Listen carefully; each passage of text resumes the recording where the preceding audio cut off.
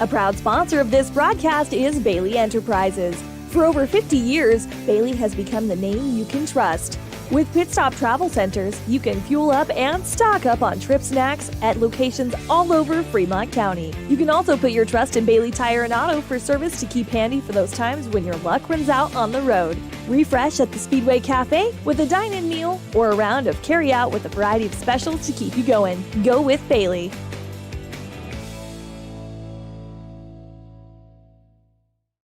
There are two ways to buy 4x4 gear, the expensive way and the smart way.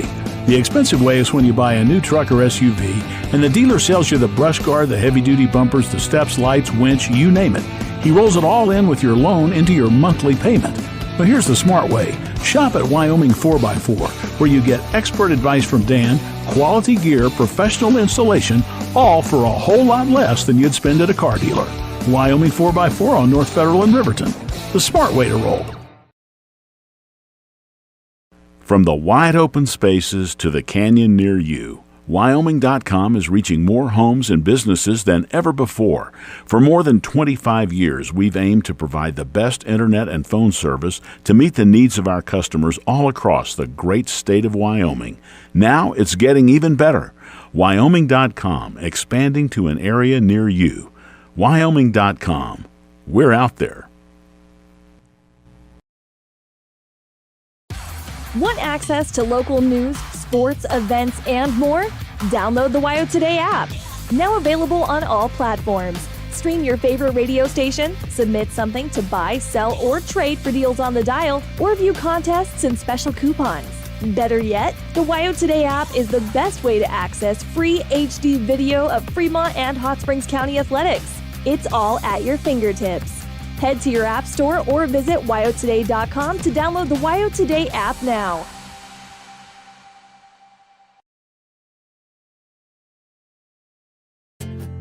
From one corner of the state to the other, over 82% of Wyomingites wear their seatbelts. And to the 18% who don't, we say, let's buckle up for life, Wyoming. Central Wyoming College now offers Bachelor of Applied Science degrees in Early Childhood Education and Organizational Management and Leadership, with an emphasis in outdoor education, tribal leadership, or business and entrepreneurial leadership. CWC offers 3 ways to learn: online, virtual, and in person.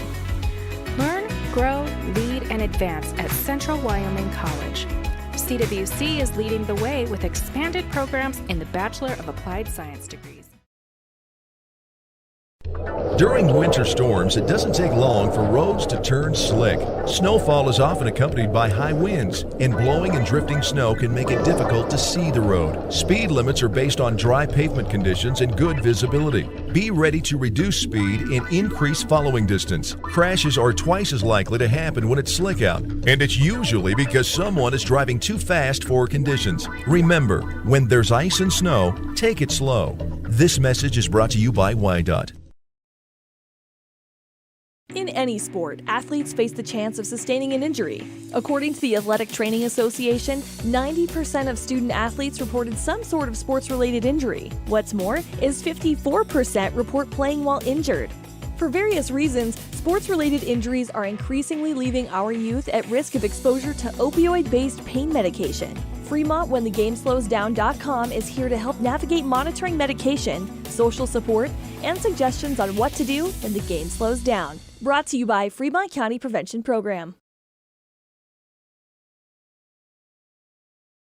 Community Health Centers of Central Wyoming has locations across Fremont County ready to serve you at Du Bois Medical Clinic, Riverton Community Health, and Lander Community Health Pediatrics. We accept all forms of insurance, including Medicaid and Medicare. Are you struggling to get medical care? Ask for their sliding fee scale. From family medicine to pediatrics, Community Health Centers are here to serve you. Call 307-463-7160 or visit chccw.org to schedule your appointment.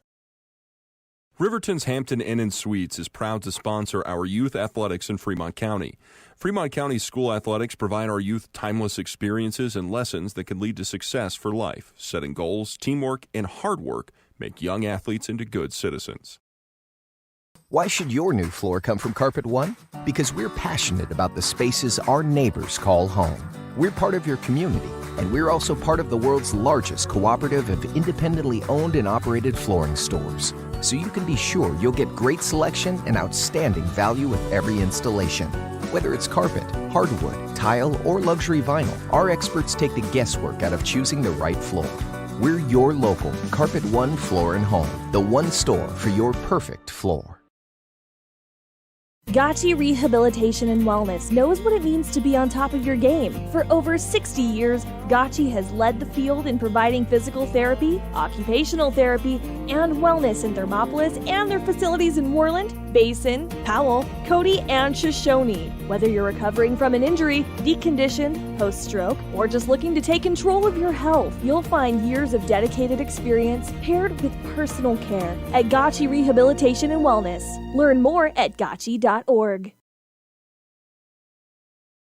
Your car or truck is an investment. When it needs repairs, you need someone you can trust to do the job right.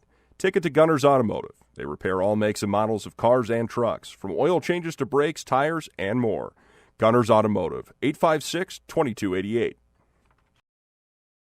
Ever wonder why so many babies are delivered at Hot Springs Health in Thermopolis?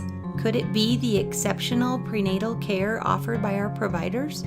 Or our convenient family practice clinics located in Thermopolis, Worland, Basin, Shoshoni, and Riverton? Maybe it's our new OB suites with large jetted tub, or maybe it's the place where you know you can find all of this and more.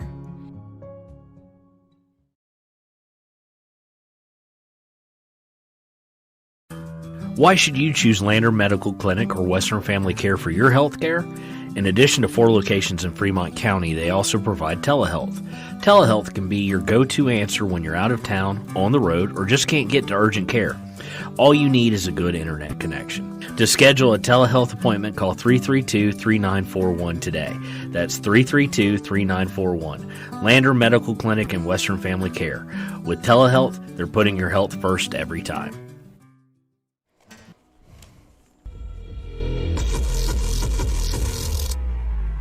It's time for the 1A 9-man state championship football game. Number 1 Pine Bluffs is 10-0 on the season, facing your number 2 Shoshoni Wranglers at 9-1 on the season.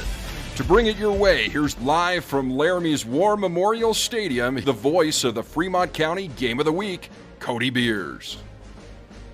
Hey, welcome to War Memorial Stadium in Laramie. It's 41 degrees, sunny, blue sky outside, and I'm joined here by Shawn O'Brate on the Hampton Inn and Suites pregame show. And Shawn, what an absolutely gorgeous day for Pine Bluffs and Shoshoni football. Oh, definitely. We were just talking about how a couple years ago it was all snow on the field here, and honestly, coming into Wyoming from Kansas, I've been told a lot more about the winters here than the summers or anything. So just glad to have some sunshine, let alone some heat on the field. Just make sure you tell all the visitors, Shawn, that it snows 11 months out of the year because we want them to remain visitors. That's the key in Wyoming. We're glad that you and Montana and the future little one, Oakley, is going to be Wyoming residents. But today we've got championship football. It's a rematch of Week 1 in Shoshoni when the Shoshoni Wranglers hosted Pine Bluffs. And on that day, it was a big day for Dalton Schaefer and a 34-26 for the Pine Bluffs Hornets, a big win over the Shoshoni Wranglers in Shoshoni on September 2nd. Yeah, and we were at that game, and we talked to Coach Mills afterwards, and I've talked to Coach Mills a couple times. He really does believe, and his team does as well, that if they had one more possession or maybe just one more minute on that final drive, they could have at least tied that game and gone into overtime. It was a back-and-forth game. I expect nothing less today. These teams are athletic on both sides of the football. Shoshoni is a little more run-heavy than Pine Bluffs, and Shoshoni sports the 1A 9-man best quarterback in the state in Stu Lerwick. But Shoshoni brings 12 seniors into this ball game that last year won this 1A 9-man state championship. And as you'll hear from Tony Trumpler in a while, these guys, it was more like routine coming in here on Thursday. They enjoyed themselves. They had a great practice at Laramie High School, and he believes that they're ready. Matter of fact, Cannon Campbell said this morning, Coach, can we just play now? It was like 8:30 this morning because the anticipation is real. Shoshoni Wranglers looking to defend their state championship. Yeah, Coach Mills said last week after the game, he said that they might have the same old jitters, but that this just getting here a day early and remembering how it felt last year, that all that is really what they were focusing on so that they didn't get those jitters that they had last year when they came in here for the first time and won a state championship for the first time since 1985. Now look at them. They're looking at back-to-back. Pine Bluffs Hornets, it's 12:32. The Shoshoni Wranglers are not on the field, but the Pine Bluffs Hornets are out warming up. We're going to take a quick break. This is the pregame show brought to you by Hampton Inn & Suites. We'll come back. We'll hear from Coach Tony Trumpler, and we'll break down the stats in this matchup after a break. This is state championship football on 93.9 KTAK, and we're streaming on WYO Today at YouTube. A proud sponsor of this broadcast is Bailey Enterprises. For over 50 years, Bailey has become the name you can trust. With Pit Stop Travel Centers, you can fuel up and stock up on trip snacks at locations all over Fremont County. You can also put your trust in Bailey Tire and Auto for service to keep handy for those times when your luck runs out on the road. Refresh at the Speedway Cafe with a dine-in meal or a round of carry-out with a variety of specials to keep you going. Go with Bailey.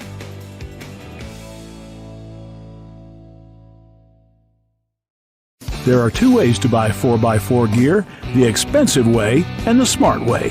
The expensive way is when you buy a new truck or SUV and the dealer sells you the brush guard, the heavy-duty bumpers, the steps, lights, winch, you name it. He rolls it all in with your loan into your monthly payment. But here's the smart way. Shop at Wyoming 4x4, where you get expert advice from Dan, quality gear, professional installation, all for a whole lot less than you'd spend at a car dealer. Wyoming 4x4 on North Federal in Riverton. The smart way to roll. From the wide open spaces to the canyon near you, Wyoming.com is reaching more homes and businesses than ever before. For more than 25 years, we've aimed to provide the best internet and phone service to meet the needs of our customers all across the great state of Wyoming. Now it's getting even better. Wyoming.com, expanding to an area near you. Wyoming.com. We're out there. Want access to local news, sports, events, and more? Download the WYO Today app. Now available on all platforms. Stream your favorite radio station, submit something to buy, sell, or trade for deals on the dial, or view contests and special coupons. Better yet, the WYO Today app is the best way to access free HD video of Fremont and Hot Springs County athletics. It's all at your fingertips. Head to your app store or visit wyotoday.com to download the WYO Today app now.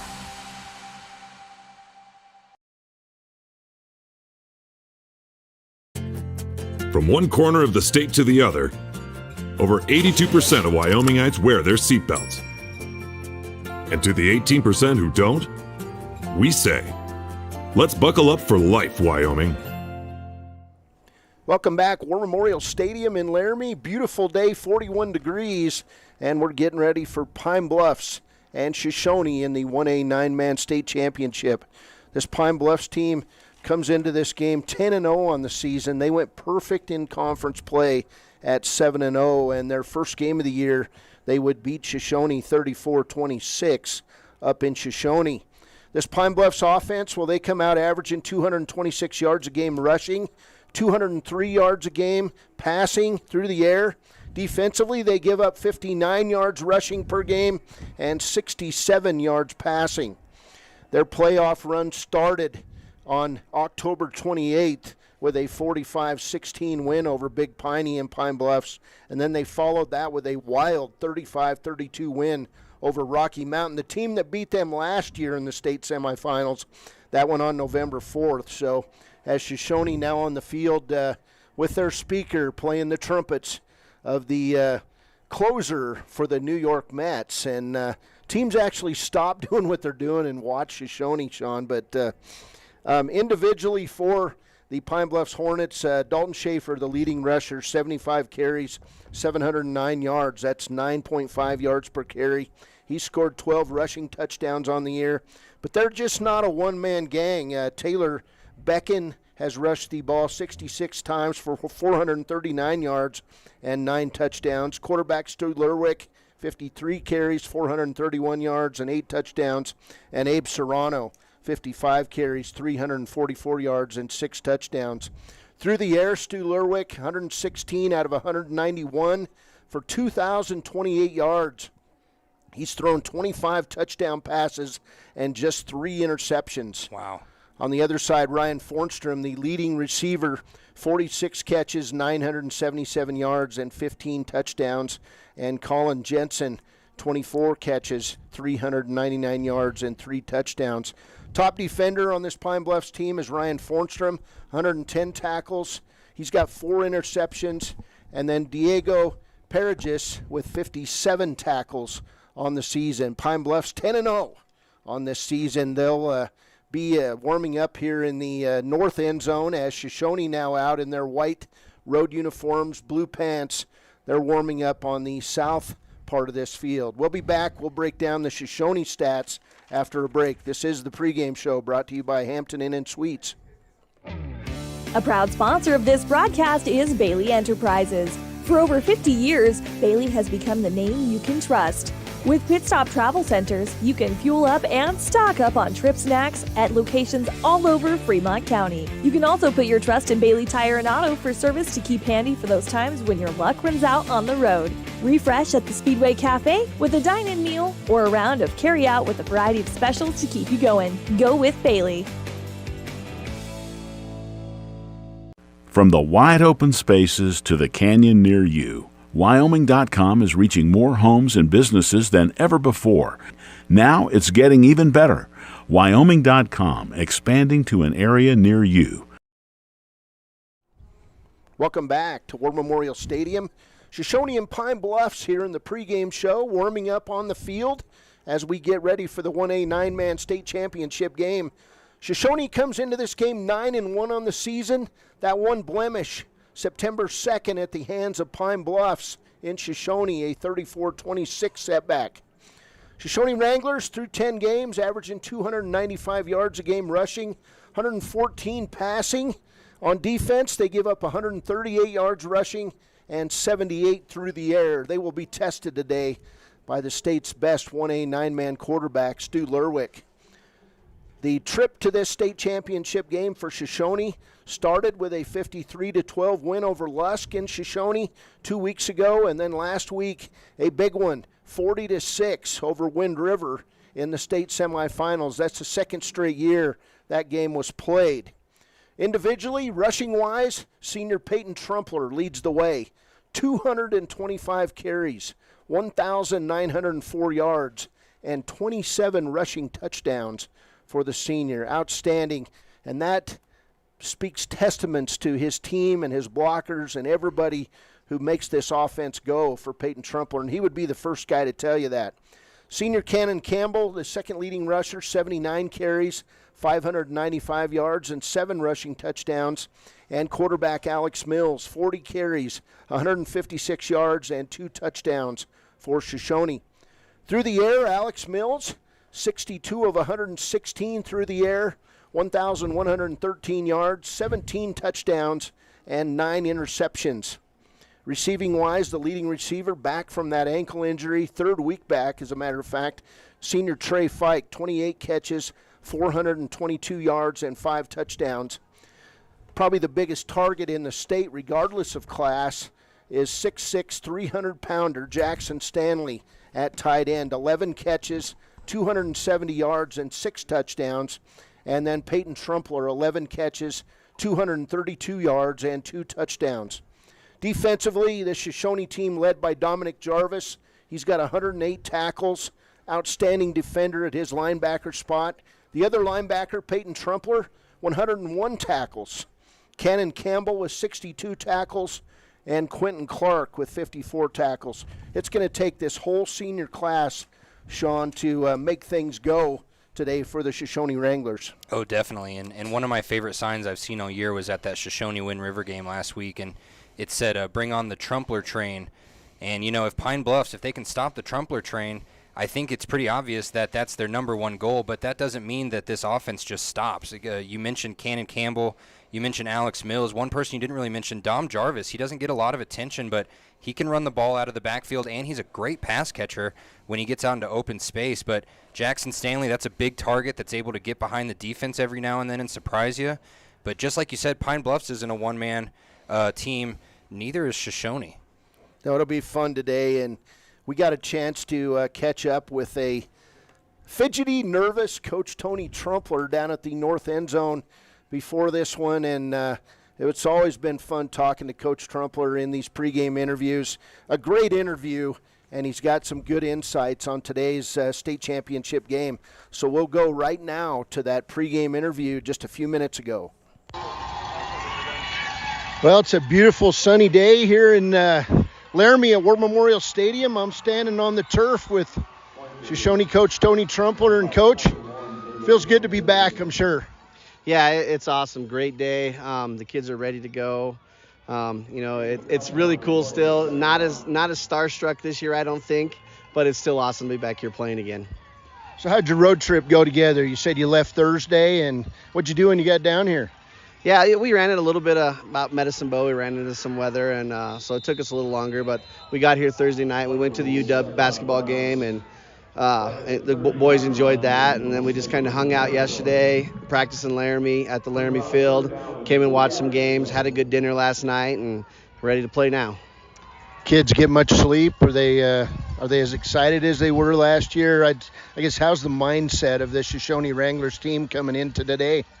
I think it's really good. Like I said, the excitement, it's still here, but it's not the same as it was, your first time here. They're a little more used to it. They've slept well. They were all around me, and I got nervous a couple of times because they were so quiet. But I think we're ready to play. Their mindset's really good. We had a great practice yesterday at Laramie. We looked really sharp, and they were flying around, so that's a good sign. You guys come into this game, and it was 9 games ago. You played these guys on opening day in Shoshoni. They had some guys that kind of had career days that day. The Schaefer kid, running back, he got hurt in that game too, but he was outstanding at running back. I know he's back now. Yeah, Schaefer had a great game. I think he's 240 some yards. We're a different team now than we were week one. We've watched that game a lot, mainly just to watch what we were doing wrong, and there's some stuff that we fixed actually the next week. We still got to pay attention to him, and you have to pay attention to Stu, in their passing games. But, we're a different team than we were week one for sure. Yeah, let's talk about Lerwick. They run a drop back passing game, and he's pretty good on his feet too. Yeah, he definitely would rather stay in the pocket and throw if he can. But if you can get pressure on him, he will run. I kind of look at him a lot like Weber from Rocky Mountain, except Weber would rather run than throw. So we are kind of used to that, him trying to get out of the pocket, because we play, Weber from Rocky, and they're a lot alike. But he would rather stay and pass. So we just got to get pressure on him and not let him out of the pocket. Well, your team, Coach, battled a few injuries, but got Trey Fike back last week and the week before, and he looks like he was healthier last week than the week before. Have you seen this progression with his ankle? Is he 100% yet? Or? Well, he'll tell you he's 100%. We go through practice and we ask him. He'll go from 100 to about 97, but that's about as low as he'll go. He's ready to play. We even talked last week about pulling him a little bit and resting him toward the end of the game, and he threatened us with our lives. So he's ready to play. This is his last year, and he made it real clear if his leg might be sitting on the turf, he's still going to play. So, how are you guys health-wise other than that? We're healthy. We were battling the sickness, Luskin a little bit last week, but everybody's healthy and good to go. So, tell us about the team mindset. Are they pretty laid back? 12 seniors. They have fun in the locker room before games, or Are they pretty serious? Tell us what's the attitude of this team always before games? The word serious can never ever go with this team. They are the not even remotely serious. When they are serious, that's when we worry. They are always joking and messing around, and it took a lot to get used to that, coaching a team like this, because it's like we were always sit there and talking like, I don't know if they're ready or not, because you can't tell, because they're nonstop. It's joking around and stuff like that. But when it comes time to football, then that's when they're serious. If we're not joking around and making jokes and laughing and being loud before a game, that's when we start to get worried. But yeah, not serious at all. All right, well, state championship football here. We're watching the 1A six-man game, and you guys have probably had a chance to watch some of these other championships, and it's just a beautiful day in Laramie, and it's a chance to repeat, which I'm sure a couple years ago you thought, well, we got to get to 1, and then after last year you're probably already thinking about getting to number 2. Yeah, that was, winning the 1 was awesome, and it'll probably be one of the most memorable moments, in my coaching career. But doing 2 back-to-back, that says a lot. A lot of teams can't do that, and it wasn't easy coming back this year. I mean, our conference is stacked. We had some tough games, and getting back here was not easy. So we're definitely battle-tested, and I hope it helps today. It's usually that battle testing thing, playing the best turns you into the best, and I know you guys have had to go clear through that West Gauntlet this year, and you threw Pine Bluffs in there too. Yeah, we had a tough schedule, starting with Pine Bluffs, and then, with Big Piney, close one, Big Piney. Wind River's always tough.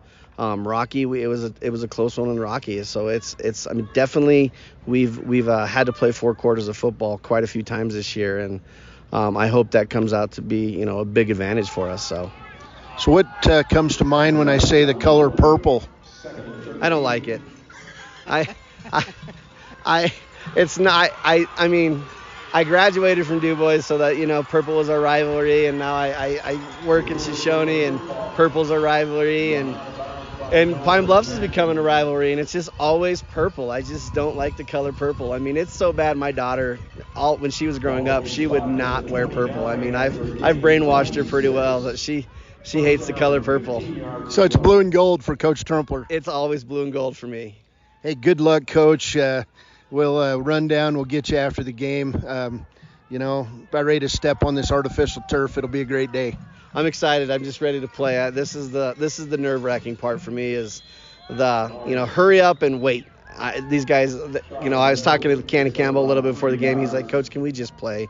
He's like, I've had my big breakfast. I've taken a shower. I'm ready to go. So I was like, well, I wish it was that easy, but we have to wait our turn. So they're ready. Good luck, Coach. Thank you. From the wide open spaces to the canyon near you, Wyoming.com is reaching more homes and businesses than ever before. Now it's getting even better. Wyoming.com, expanding to an area near you. There are 2 ways to buy 4x4 gear, the expensive way and the smart way. The expensive way is when you buy a new truck or SUV and the dealer sells you the brush guard, the heavy-duty bumpers, the steps, lights, winch, you name it. He rolls it all in with your loan into your monthly payment. But here's the smart way. Shop at Wyoming 4x4, where you get expert advice from Dan, quality gear, professional installation, all for a whole lot less than you'd spend at a car dealer. Wyoming 4x4 on North Federal in Riverton. The smart way to roll. Are you a caring person that wants to help but not sure where to go? Wyoming Senior Citizen Inc. is looking for caregivers across the state. Call 307-856-6880 to find out more information. They would like to wish all Fremont County athletes good luck this year. Central Wyoming College now offers Bachelor of Applied Science degrees in Early Childhood Education and Organizational Management and Leadership, with an emphasis in outdoor education, tribal leadership, or business and entrepreneurial leadership. CWC offers 3 ways to learn: online, virtual, and in person. Learn, grow, lead, and advance at Central Wyoming College. CWC is leading the way with expanded programs in the Bachelor of Applied Science degrees. My name is Sarah Lowe, and I have been in law enforcement in Fremont County for 13 years. I didn't know much about therapy in general until I got injured in October of 20 chasing a cow. So I had to get shoulder surgery. And after my surgery with Fremont Orthopedics, I went to Fremont Therapy. And they were really excited to see you. So it was a really warm, welcoming experience. We tried all sorts of different methods to increase and make sure I had the best mobility for my job. Rachel's a firecracker. She's just a little spitfire. It was fantastic, a great environment to go and have your therapy.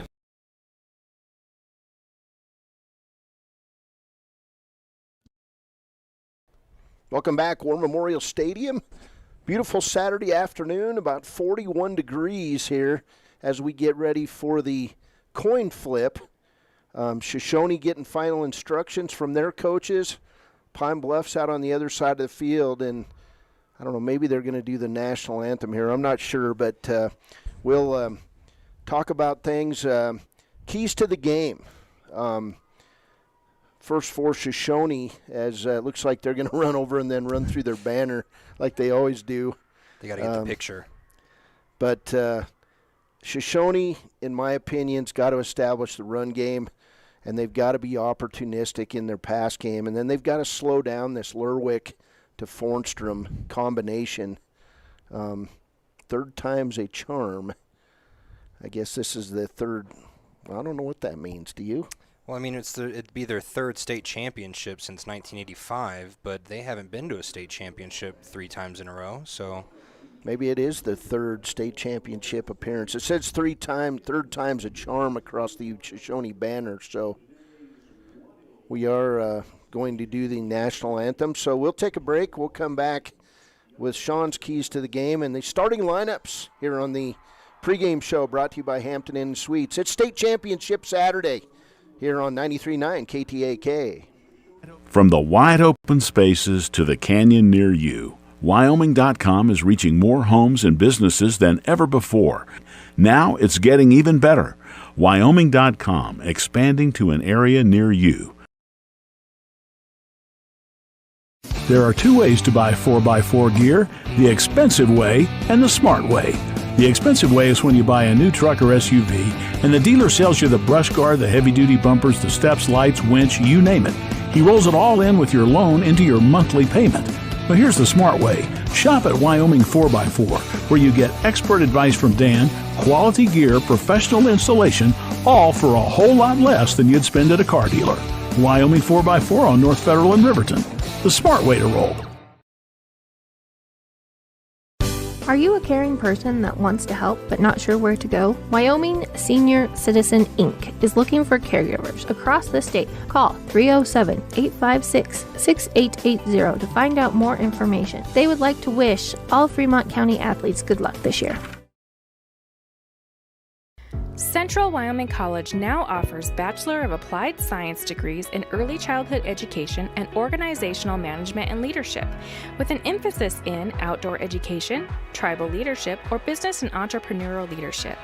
CWC offers 3 ways to learn: online, virtual, and in person. Learn, grow, lead, and advance at Central Wyoming College. CWC is leading the way with expanded programs in the Bachelor of Applied Science degrees. My name is Sarah Lowe, and I have been in law enforcement in Fremont County for 13 years. I didn't know much about therapy in general until I got injured in October of 20 chasing a cow. So I had to get shoulder surgery. And after my surgery with Fremont Orthopedics, I went to Fremont Therapy. And they were really excited to see you. So it was a really warm, welcoming experience. We tried all sorts of different methods to increase and make sure I had the best mobility for my job. Rachel's a firecracker. She's just a little spitfire. It was fantastic, a great environment to go and have your therapy.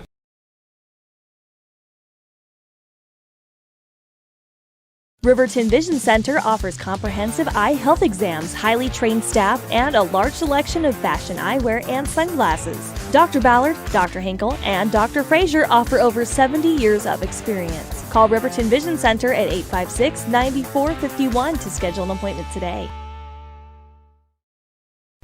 During winter storms, it doesn't take long for roads to turn slick. Snowfall is often accompanied by high winds, and blowing and drifting snow can make it difficult to see the road. Speed limits are based on dry pavement conditions and good visibility. Be ready to reduce speed and increase following distance. Crashes are twice as likely to happen when it's slick out, and it's usually because someone is driving too fast for conditions. Remember, when there's ice and snow, take it slow. This message is brought to you by WYDOT. If your vehicle needs repair, you can depend on the crew at Extra Care Auto Repair. They can repair almost anything with wheels, gas, diesel, domestic, or import, and their work is top quality and reliable. Extra Care Auto Repair on North Federal in Riverton. Natural Health Solutions offers treatments for a variety of conditions, along with nutritional counseling, chiropractic, acupuncture, and more. Treatment plans designed individually to optimize your health. Call for an appointment, 856-8181 today. In any sport, athletes face the chance of sustaining an injury. According to the Athletic Training Association, 90% of student athletes reported some sort of sports-related injury. What's more, is 54% report playing while injured.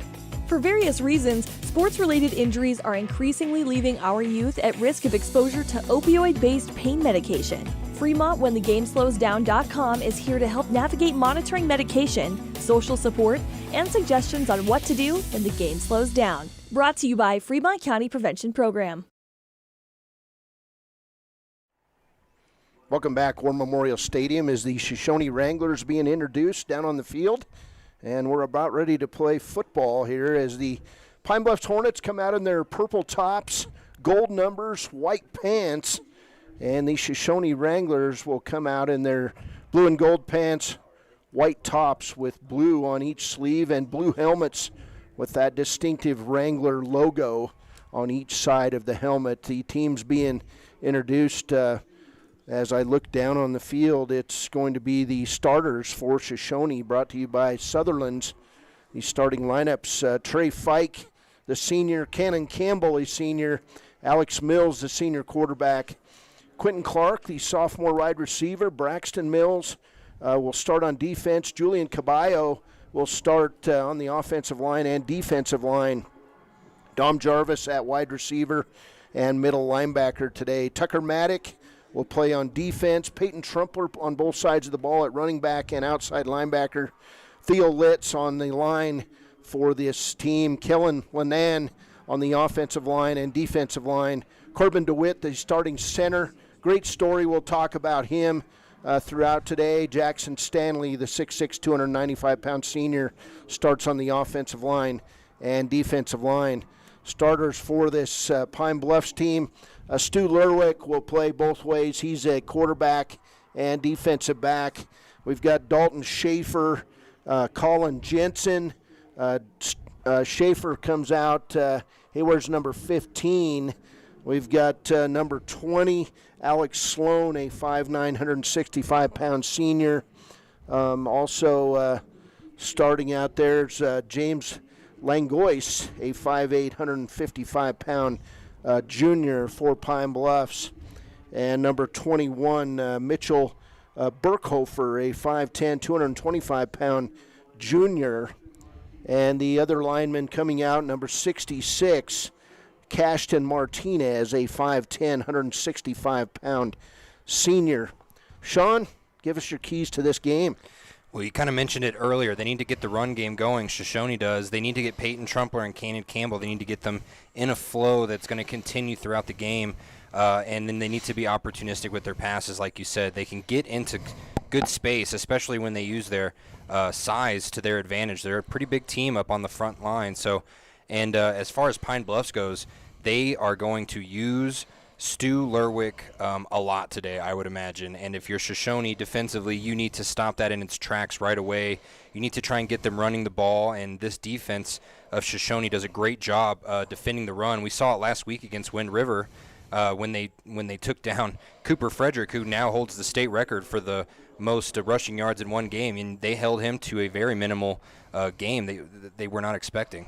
Dominic Jarvis with the little pooch kick to start things, and it will be caught and out of bounds with the ball is Sean Schmidl, a sophomore for Pine Bluffs. So excellent field position for the Pine Bluffs Hornets to open this 1A 9-man state championship game. We're proud to be at War Memorial Stadium, the epic home of the Wyoming Cowboys. And we've been talking nicknames, and Shawn and I were talking about names, and he was saying, what's up with the Arena Auditorium? Now, War Memorial Stadium, that's a cool name. It's a great name. I cannot disagree. Here's Lerwick out in the gun. We'll get Fornstrom left side, handoff right side. Big hole for Dalton Schaefer. He's across the 50, 40. He's going to go the whole way. Across the 20, 10, touchdown. First play of the game. Dalton Schaefer runs the ball 59 yards for a score. And, boy, that's ominous, as we saw the same thing last Friday in Burlington when Burlington did it to the DuBois Rams. Yes, and DuBois was not able to recover. Now, big difference between DuBois and Shoshoni right now. Obviously, a couple extra guys on the field, but Shoshoni's been here before. They know the talent that they're going up against. DuBois was still trying to get to the state championship, and the team that they lost to last week lost today. I don't know if they're happy or not about that out in DuBois, but Burlington losing right before this as well. So 7-0. Kick is up and good by Abe Serrano, and it's 7-0. Pine Bluffs, 9 seconds into the state championship game. Wow. Pine Bluffs with that opening run, and frankly, I could have driven a Tundra through that hole.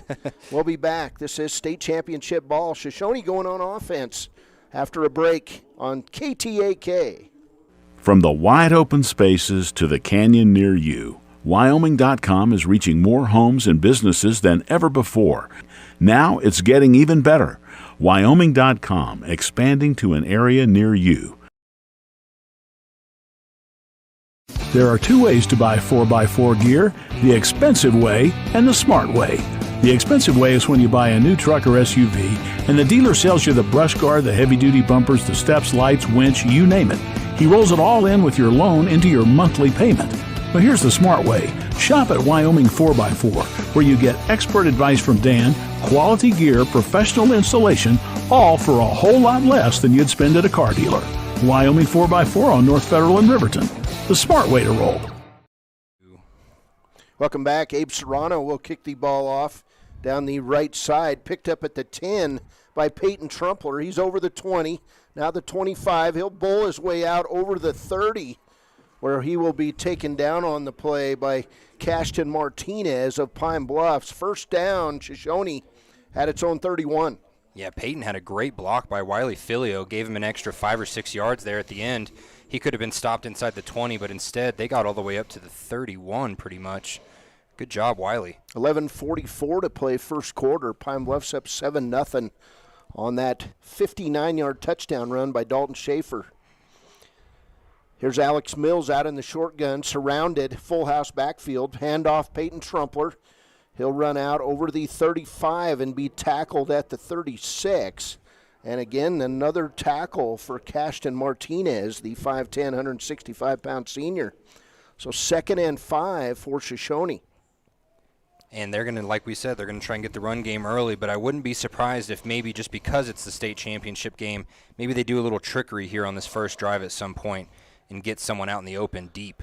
Trey Fike out in the left side. Mills will hand it off. Nope, he'll fake the handoff and throw it down deep. Just like that. Stanley over his hands. Incomplete. They were looking for Stanley right at midfield, and the big man just unable to sky high enough to catch that Mills pass. So 3rd and 5, and you got to think, well, we're going to run Trumpler twice maybe here. We'll see. Yeah, 3rd and 5. We will see. And he had Jackson Stanley leading the defender. The only problem was that Mills was being pressured heavy in the backfield. Mills to Trumpler. He does not get knocked down. He breaks a tackle on the play. And down is Ryan Fornstrom, and he'll run out to the 40, where it'll be 4th and 1.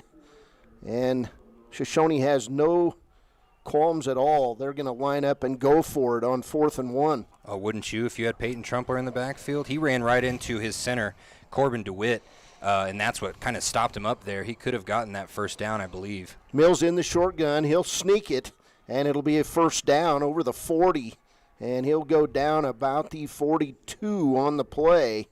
Led that time by Jordan Caballo. First down, Shoshoni. He needed 1. He got 2. Yeah, that was a good play. Instead of going under center and just kind of, nudging forward a little bit, he stood back in that short gun, and he got a running start at that line of scrimmage right there. 10:20 to play, first quarter. First and 10 at the Shoshoni 42. Here's a handoff to Cannon Campbell. He'll be hit in the backfield that time by James Langois of Pine Bluffs, and it'll be a short gain for Campbell. I think they're going to put it right back on the line of scrimmage. Yes, they are. They're going to put it right back on the 43-yard line. Tackle also by Shawn Schmidl, a sophomore for Pine Bluffs, 6 foot, 160-pound sophomore. 2nd and 9 for Shoshoni.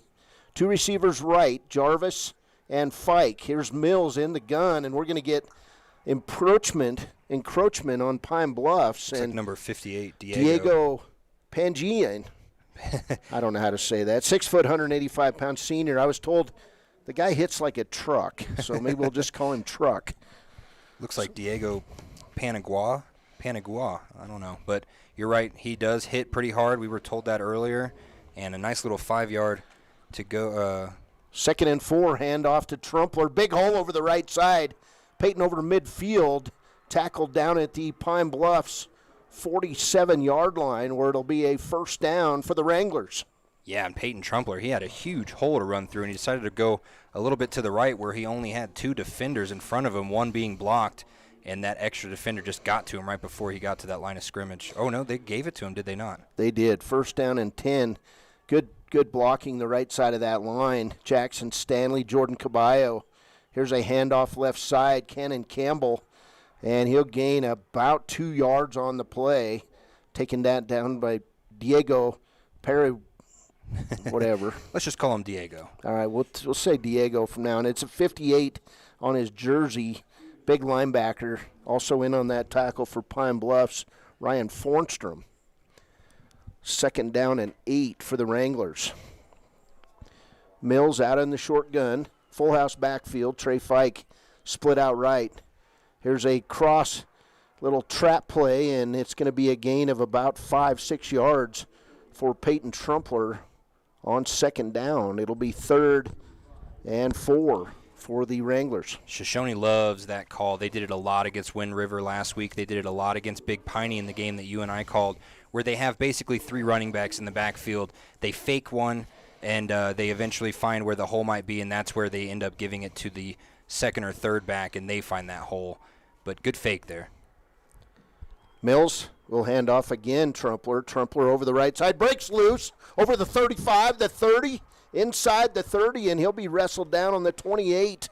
And that was Peyton Trumpler breaking another tackle. First down, Shoshoni inside the 30. We said it all week last week. If you plan on stopping Peyton Trumpler, you have to bring 2 guys to the party, because there is no way, even if the biggest linebacker on the team is going up against Trumpler, you just don't have as much energy and as much power as Trumpler does. He's going to run over you every time. Great interior blocking by Jackson Stanley, Jordan Caballo, and Corbin DeWitt on that run.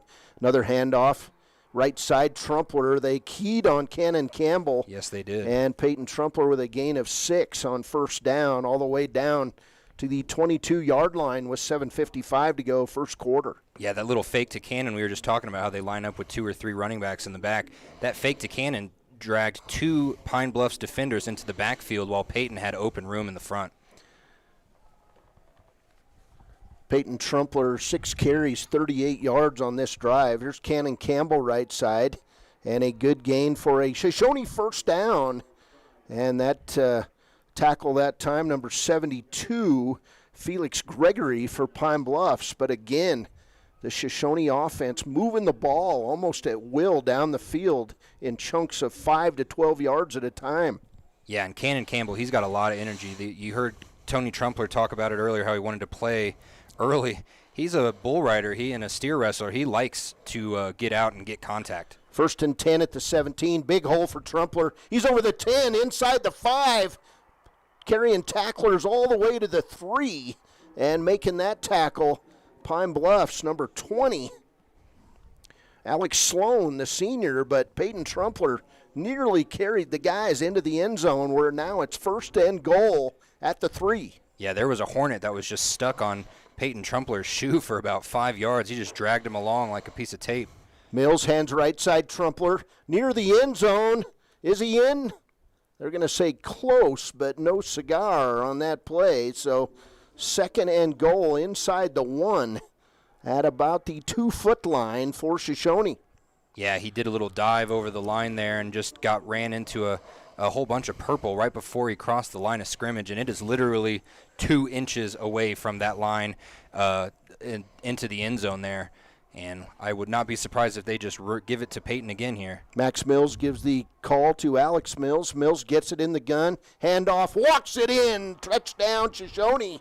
And it's Peyton Trumpler off the left side of the line behind Lenan. And a Shoshoni touchdown. And, I mean, that's just what we were talking about earlier. Keys to the game, Peyton's got to get started going early. And that is exactly what they did. He had 9 rushes for 54 yards on that drive, including the touchdown. That's 6 yards a carry, and that is going to be hard to stop if you're Pine Bluffs. And that's the kind of drive Shoshoni needed. Now they're on for 1. Here's Dom Jarvis, kick through the All-State sign, and it's good. And we've got a tie. It's Shoshoni 7, Pine Bluffs 7. Hey, we got a state championship game here. The last state championship game, Little Snake 55, Burlington 8. I'm guessing this might be a little closer, Shawn. This is going to be much closer. We'll be back after a break. Hey, there's Kevin. From the wide open spaces to the canyon near you, Wyoming.com is reaching more homes and businesses than ever before. Now it's getting even better. Wyoming.com, expanding to an area near you. There are 2 ways to buy 4x4 gear, the expensive way and the smart way. The expensive way is when you buy a new truck or SUV and the dealer sells you the brush guard, the heavy-duty bumpers, the steps, lights, winch, you name it. He rolls it all in with your loan into your monthly payment. But here's the smart way. Shop at Wyoming 4x4, where you get expert advice from Dan, quality gear, professional installation, all for a whole lot less than you'd spend at a car dealer. Wyoming 4x4 on North Federal in Riverton. The smart way to roll. Welcome back. 7-7 ball game here. We'll talk about some of the other state championship games as Dom Jarvis kicks it deep. Ball's going to go in the end zone for a touchback. So I like that kickoff better than the first one. Much better. Which led to that 59-yard Dalton Schaefer run. We'll see how things go. Actually, they said Schaefer 61 yards on that touchdown. So it'll be 1st and 10 for this Pine Bluffs Hornets team, and maybe we'll see a few more plays at the 20. Dom Jarvis almost got very lucky with the bounce on that kick. That was about 2 yards away from being just right in between the 1-yard line and the end zone, and Pine Bluffs was lucky that got into the end zone. It did. So 1st and down for Pine Bluffs. Lerwick back to pass. He's under duress. Lenan after him, and now we get a blindside block, and Lerwick going to get out near the 18-yard line. He's going to lose a couple yards on the play. They're going to say clear back at the 16, where it'll be 2nd and 14. So great coverage by the Shoshoni defenders after Lerwick looking to pass the ball on 1st down. Yeah, what did we say? You have to pressure Lerwick if you want to win this game, and that's exactly what they did. They brought 4, and 3 got into the backfield. Jackson Stanley was very close to a sack, but you're right, got blocked right at the end. 6:08 to play first. Here's a handoff right side to Schaefer, grabbing a hold of his jersey and wrangling him down. Jackson Stanley, and then Peyton Trumpler finishes it up. So that time, that hole closed in a hurry on Dalton Schaefer. That was the exact same play that he ran 61 yards a few minutes ago. Yeah, and the hole looked quite big at the very beginning, but you're right, it closed up real quick. Jackson Stanley, he got the offensive lineman off his jersey, and he just ran into him. 3rd and 10, just outside the 10. Lerwick drops to pass. He'll throw it left side. Caught on the play, but a good tackle in the open field. And making that tackle, Trey Fike, and it'll be 4th down for Pine Bluffs on their own 28-yard line. They've got 4th and 2, and right now it kind of looks like they might go for it. It does look like that. They're bringing in a Oh, no. They're lining up like they might punt here. Yes, they are. They are going to punt. They're sending out two. They got two big guys coming down. Lerwick back deep to punt. He'll let it go. And it's going to head down toward Peyton Trumpler. He'll let it bounce on the 35. And it's going to go rolling inside the 30, where it'll be downed at the 26-yard line. So the Shoshone defense holds. And now the Wranglers back in control of their own destiny, so to speak, here with 4:49 in the first quarter. We'll take a quick break. We'll be back. This is state championship football on KTAK. From the wide open spaces to the canyon near you, Wyoming.com is reaching more homes and businesses than ever before. Now it's getting even better. Wyoming.com, expanding to an area near you. Welcome back. Shoshone football, 1st and 10 at their own 26. We'll get a crossbuck play to Peyton Trumpler. He's going to lose 3 yards on the play as the Pine Bluffs defense was in the backfield that time, led by number 35, Taylor Beacon. Yeah, I would imagine Pine Bluffs defense is going to be very run-oriented on this drive after the way that they just ran it down their throats on the last drive. This might be a perfect opportunity for Alex Mills to get those passing stats that he's been carrying into this game up a little bit more. I think you called it. He is going to pass it right. It's going to be a big hit, but catching the ball, Trey Fike. And that hit Alex Sloan. Yeah, 5'9", 165-pound senior. And it'll be a nice gain of about 5 yards for Shoshone on 2nd down, so 3rd and 7. Man, props to Trey Fike for holding on to that ball, because as soon as it went into the breadbasket of his chest and his hands, he was already getting hit and going down to the ground. So props to Fike for holding on to that ball. 3:45 to play first quarter. 7-7 ball game here in the 1A 9-man state championship. Interesting lineup here for Shoshone. 3 linemen, 4 guys. And now a pass nearly intercepted, but it goes off the hand of Peyton Trumpler, incomplete. So that'll be now 4th down, and I'm guessing Alex Mills will drop to punt the football away. Yeah, he was feeling pressured there. They did not have as many linemen as the defense did there, and it was going to be coming down on him real fast. He didn't have time for Peyton to get into that middle of the field on his slant. Mills back deep to punt. He'll kick it away, and it's going to go into the hands of Dalton Schaefer. He's over the 40, heading toward the 50, where Jackson Stanley and Dom Jarvis will take him down, but that's going to be a return of about 25 yards on the play, and good field position for the Pine Bluffs Hornets, 1st and 10 at their own 48. Trey Fike was mad. He was beating the ground at the end of that, because right when Dalton Schaefer received the punt, Trey Fike was all over him. He was riding down his legs, and Schaefer just kicked him off and ran 25 yards. 3 receivers in the set for Pine Bluffs. 3:18 to play first quarter. Lerwick in the gun. He'll hand it off right side to Schaefer.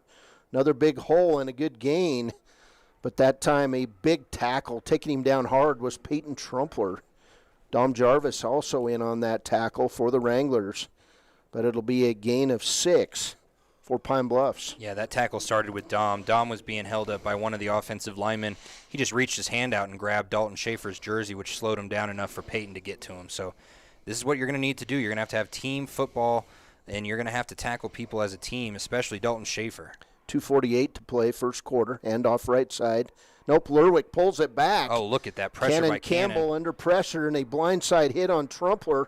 Lerwick over the 30-yard line, and he fumbles the ball. And it's going to be Tucker Maddock on the ball for Shoshone.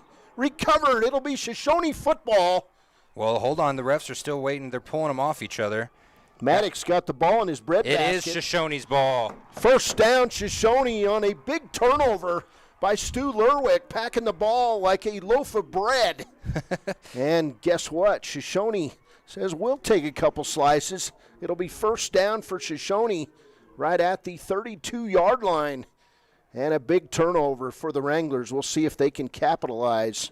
A lot of coaches, especially high school coaches, are going to point to plays like that and say that's why in college and in the NFL they slide. Because he had the first down, he had the yardage, and he just wanted more. Instead, he got ran right into and fumbled the ball. 2:31 to play as Shoshoni starts 1st and 10 at their own 32. Here's Peyton Trumpler on the direct snap. He'll get over the 35 to the 36-yard line, where it'll be 2nd down and about 6. And it was Quentin Clark that forced that fumble. I was looking, and I thought it was number 32, but Quentin Clark. Tucker Maddock recovered it. He did recover it, yeah. For Shoshoni. But, yeah, good job, Quentin Clark, putting some momentum on your side of the ball, and now Shoshoni has an opportunity to go up on Pine Bluffs. 2nd and 6 for the Wranglers. Here's Mills in the gun. He'll hand off to Trumpler, and in the backfield that time, Ryan Fornstrom got both ankles. And then the Pine Bluffs Hornets finish things up as Panagua in on that tackle. That is number 58. We got the correct pronunciation now as Diego Panagua, the big hit on the inside to go along with Fornstrom. I have a feeling we're going to call his name quite a bit today because he's been in the backfield almost every single play. 1:28 to play first quarter. 3rd and 8 for Shoshoni. They'll have 4 receivers in the set, 2 right, 2 left. Mills in the gun, Fike in motion. Mills does not have too much time, but he'll throw it deep over the middle and incomplete as Jackson Stanley in the area.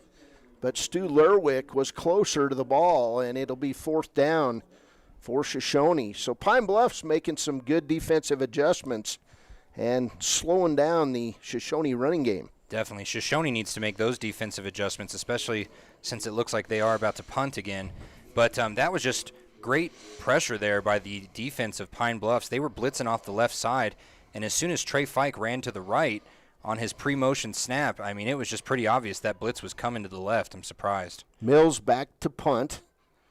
His hands were on his knees until right before the snap. Here's the kick. Downfield, caught by Schaefer. He'll take around the left side where Trey Fike will make the great tackle right at the 32-yard line. That time, Schaefer was not getting away. No, definitely. Trey Fike. Fike redeemed himself after letting him loose and getting that 25-yard gain on the punt return last time. Fike was not going to let him go this time, and he only got a minimal gain. Well, it looked like about 3 or 4 yards almost. Inside a minute to play, and we're going to get well, things are slow out there. Did we get a penalty on the play? I believe we did. So the white hat steps up. They're going to say holding on Shoshoni. Holding on receiving team. Holding before the kick on the receiving team. And so that'll move the ball back. It'll be Pine Bluff's ball, and so it'll move the ball. They'll take the ball instead of re-kicking, so it'll be 1st down and 10 at the 33. This game being refereed by the Torrington Crew. Referee is Mike Jennings. We'll go over the rest here in a minute. Pine Bluffs football, 1st and 10. Pass left side, Lerwick will hit Ryan Fornstrom, and he'll be knocked out of bounds that time by Alex Mills right at the 40-yard line, where it'll be 2nd and 4 for Pine Bluffs. Those RPOs and those quick passes are going to be deadly to Shoshoni's defense if they do not cover better on man-to-man coverage. They are not going to be allowed a couple yards of separation. They need to get up and in their grills real fast. 51 seconds to play. Handoff right side and nearly through the hole but tripped up. But a 1st down as Cannon Campbell would trip up, Abe Serrano. Yeah. First time we've called his name today. Serrano the kicker for Pine Bluffs. 1st down Pine Bluffs at their own 45. Referee in this game, Mike Jennings. Umpire, Mike Stebbin. The linesman, Matt Bullington. Line judge, Jason Vowers. And back judge, Tim Williams, all from Torrington. Here's Lerwick. He'll drop to pass. He'll throw it deep down the left side. Wide open, Fornstrom. And he just was unable to reel it in. Alex Mills on the coverage. I don't know how he got that much separation behind Alex Mills. He was a good 5 yards away from anybody, and that ball just went right through his hands, and he's going right to the sidelines where I'm sure Coach is going to have a few words. Yeah, oh, no, they're bringing him. No, they are going to the sidelines. Yeah, I don't know what happened there, if he was running flat-footed or what, but it just looked like he did not time the football correctly. No, he started to slow down when he turned his head, which is something a lot of receivers need to learn not to do. 2nd and 10. Here's Schaefer left side, and he'll be taken down by Lenan on the play. We've got a flag down. Coming in from the other side of the field is that linesman. And now the other linesman joining Jennings, the white hat, in the center of the field. I would imagine it's holding on, yep. They're going to wave it off and say no penalty on the play. He didn't have that big of a hole, and it looked like it could have been holding on one of the linemen, but waving it off, that means... It's like 3rd and 8 for Pine Bluffs after that 2-yard run. They might not get the ball off here. There's 8 seconds left in the first quarter, now down to 5 seconds. Let's see if they try. I don't know why they'd even try. Here's Lerwick in the gun. He'll get it, and they'll get it off. Lerwick going to throw it deep down the left side again over the hands of Fornstrom, incomplete. And again, Alex Mills on coverage. He's been everywhere, and Alex Mills down on a knee just taking a deep breath as we end the first quarter. We've played one quarter. There's a penalty first. We might want to wait for this penalty before we go. Okay, we'll see what the call is. This is a great game plan by Pine Bluffs to attack Alex Mills. Oh, holding on Shoshoni on the final play of the first quarter. So it will be Pine Bluffs 1st and 10 when we come back. We've played a quarter. It's Shoshoni 7, Pine Bluffs 7. This is 1A 9-man state championship football on KTAK, and we're streaming on WYO Today at YouTube. From the wide open spaces to the canyon near you, Wyoming.com is reaching more homes and businesses than ever before. Now it's getting even better. Wyoming.com, expanding to an area near you. There are 2 ways. Welcome back. We are going to have one untimed down here at the end of the first quarter. So Lerwick in the gun, 1st and 10 at the 43. Here's Schaefer. He'll bust out left side. And Trey Fike misses. Just missed the tackle. Schaefer inside the 15. We're going to get a penalty flag out as Alex Mills knocked down. And I believe that's going to be a block in the back on Pine Bluffs on this untimed down. But it's all the way down. Schaefer at the 14 of Shoshoni. And they wave it off. They pick up the flag. I don't understand the idea there because Alex Mills was running up the sideline and just got barreled in the back. So big run. And Schaefer now with 2 big rushes in this game. It'll be 1st and 10 for Pine Bluffs when we come back. It's 7-7 in the 1A 9-man state championship game on KTAK. From the wide open spaces to the canyon near you, Wyoming.com is reaching more homes and businesses than ever before. Now it's getting even better. Wyoming.com, expanding to an area near you. There are 2 ways to buy 4x4 gear, the expensive way and the smart way. The expensive way is when you buy a new truck or SUV and the dealer sells you the brush guard, the heavy-duty bumpers, the steps, lights, winch, you name it. He rolls it all in with your loan into your monthly payment. But here's the smart way. Shop at Wyoming 4x4, where you get expert advice from Dan, quality gear, professional installation, all for a whole lot less than you'd spend at a car dealer. Wyoming 4x4 on North Federal in Riverton. The smart way to roll. Are you a caring person?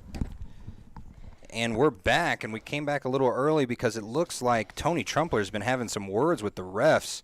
Obviously not pleased with them pulling those last 2 flags, especially when one was pretty blatantly obvious, a block in the back on Alex Mills. Well, we're a long ways from the field up here, but we saw it. 1st down and 10 at the 14.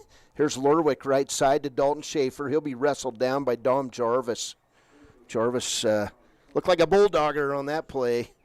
It'll be 2nd down and 9 for Pine Bluffs. Yeah, you mentioned it pregame. Dom Jarvis has the most tackles of anyone on this Shoshoni team, and it's because he just has great vision defensively. He knows where plays need to go if they want to succeed, and he's able to kind of pinpoint where to be on the defensive edge. Dalton Schaefer, 6 carries for 104 yards. He'll get the handoff. He's inside the 10, the 5, touchdown. 14-yard touchdown run by Dalton Schaefer, his 2nd of the day. And the Pine Bluffs Hornets back in the lead. It's 13-7. And this all stems from 2 defensive plays just gassing Alex Mills and the rest of this Shoshoni defense. And it's just hard to tackle Dalton Schaefer consistently when your entire team has their hands on their knees. Karsten Freeberg, a freshman, on to kick the extra point. It's not good. And that could come up big later in this game.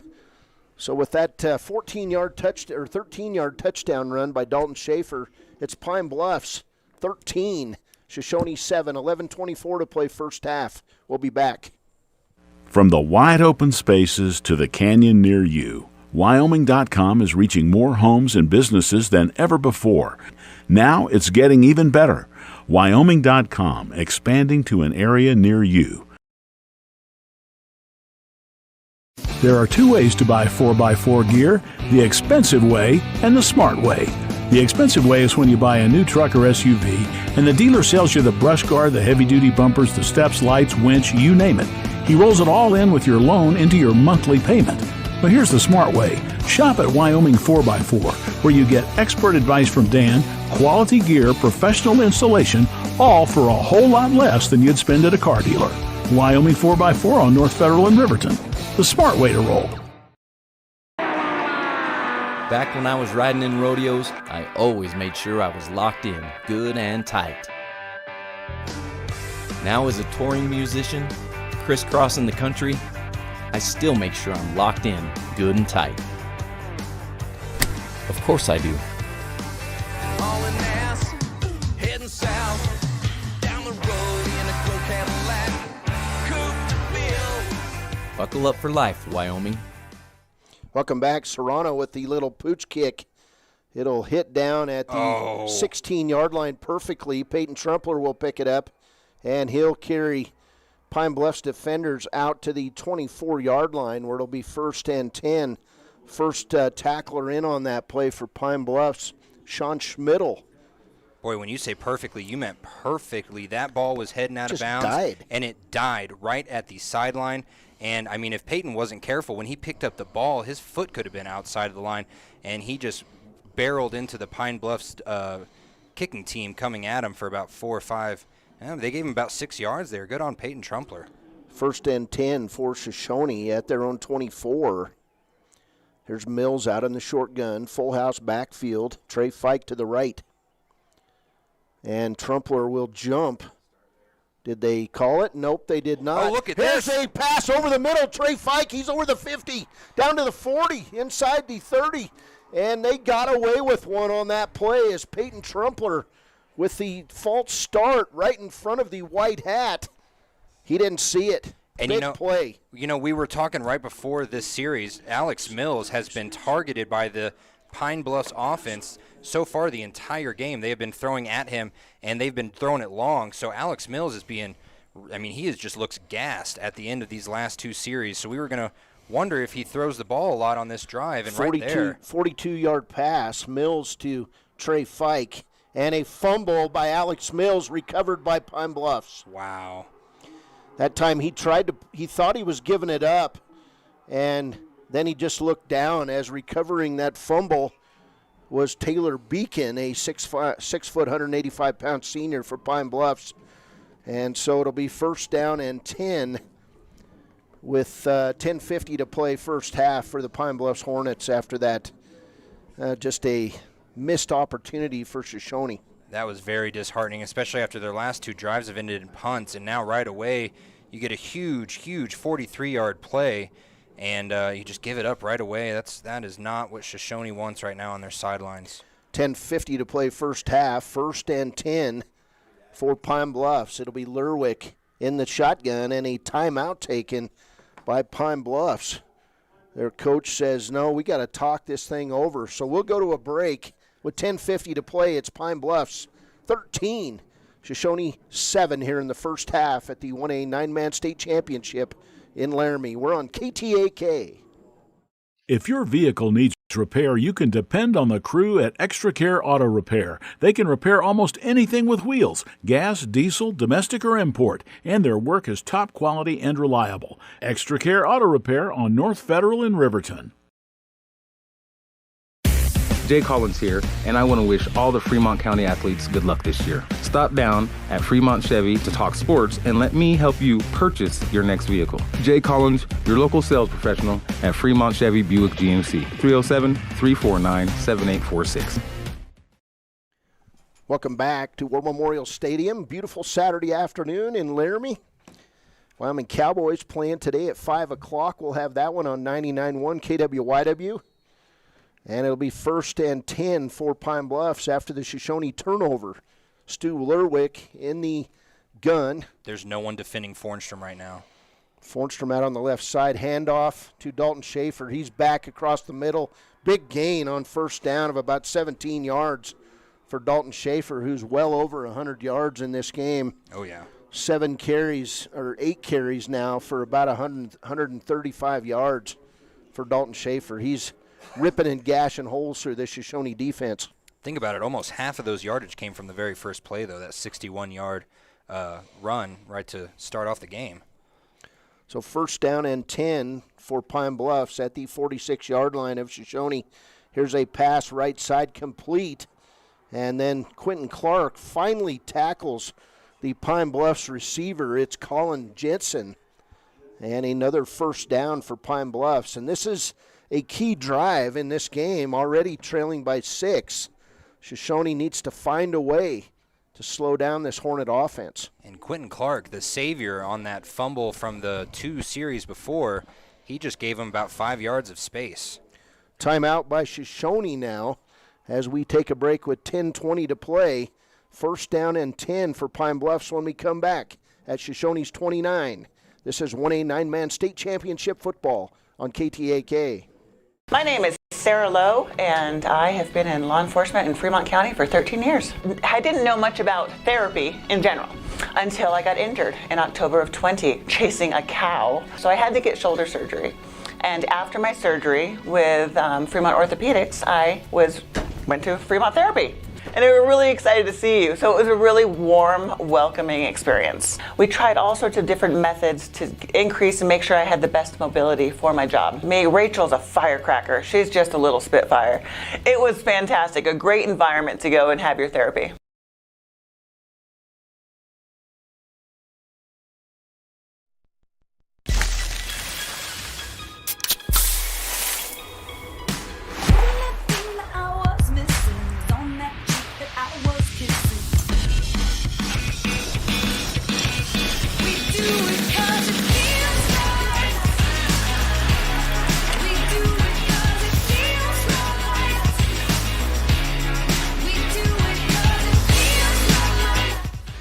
Handoff up the middle to Dalton Schaefer on 1st down. He'll be stopped after a gain of 4, tackled by Dom Jarvis of Shoshoni. Hey, we'd like to say special thanks out to General Manager Darrell Fullerton and all of his staff at Pepsi for their season-long coverage and sponsorship of Fremont County football, clear from Lander to Riverton to the Fremont County Game of the Week. We appreciate Pepsi's sponsorship. That music, well, it's all about Pepsi if you've seen the video ad. So 2nd down and 6 for Pine Bluffs. Lerwick, 1 white sock, 1 red sock. Actually pink. 2nd down and 6 at the 26, and we'll get a false start penalty. Actually, a delay of game penalty on Pine Bluffs. They just couldn't seem to get going as Lerwick having a conversation with the head coach for Pine Bluffs. And now we've got another timeout on the play. They're going to say Pine Bluffs called it in time. And so now the call made. It's now 2nd and 12 for Pine Bluffs. And no timeout called on that play. Here's Lerwick. He'll throw it right side. Another wide flag. Open on the play was the receiver, Colin Jensen. There was a flag early. All right, so we'll see what that call is. I believe it's on Pine Bluffs. Illegal motion on Pine Bluffs. So that'll move them back another 5, where it'll be now 2nd and 17. So Shoshoni getting some help on the missteps by the Hornets. You know how you take care of a Hornet? How? You buy a can of that stuff from Walmart. and you spray it on them in the summer, and you hope you don't get bit like I do. Every time I get bit by a hornet, my hands swell up bigger and bigger. You can ask my wife. We have had no luck with hornets at our house. We had about 7 waiting for us outside our front door one day. They're mean. They are mean. They run in flat packs. mean. Timeout, Pine Bluffs. We'll go to a break. We're getting nowhere with this Hornets commentary. 9:28 to play first half. We'll be back on KTAK.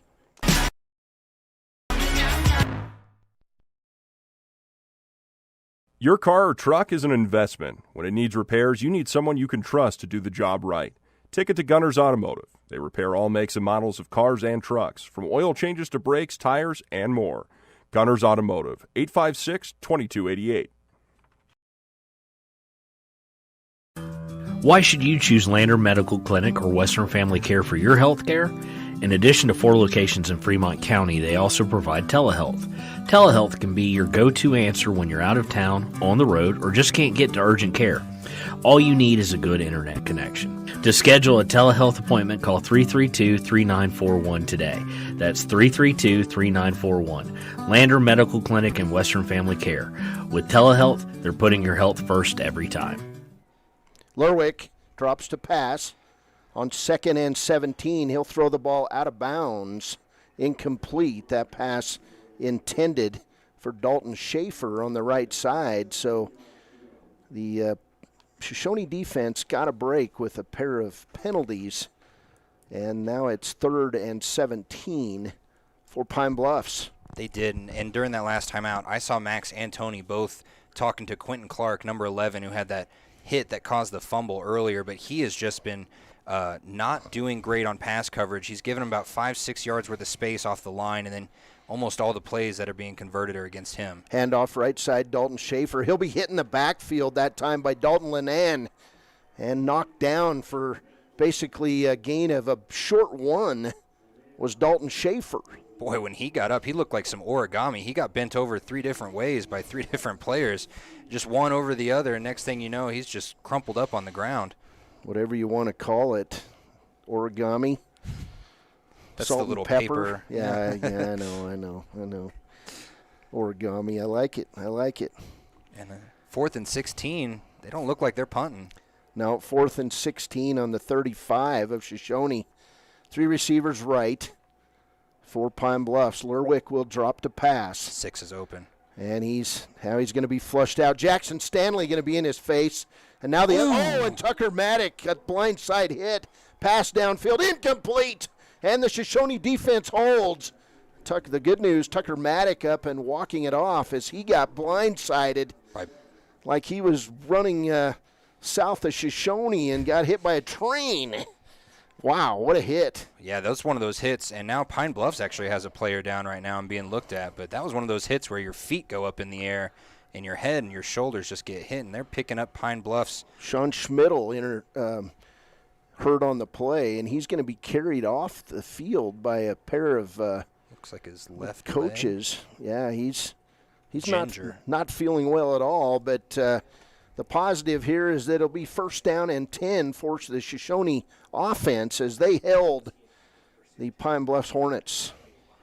And that was exactly what they needed. And if you want to call it luck, call it luck. But right now the momentum has to swing back into Shoshoni's favor. So far they've had 2 different moments, the fumble recovery and then the post touchdown, where the momentum has been in their favor. But other than that, these first 16 minutes of the game have been mainly in Pine Bluffs' hands. 8:24 to play, first half.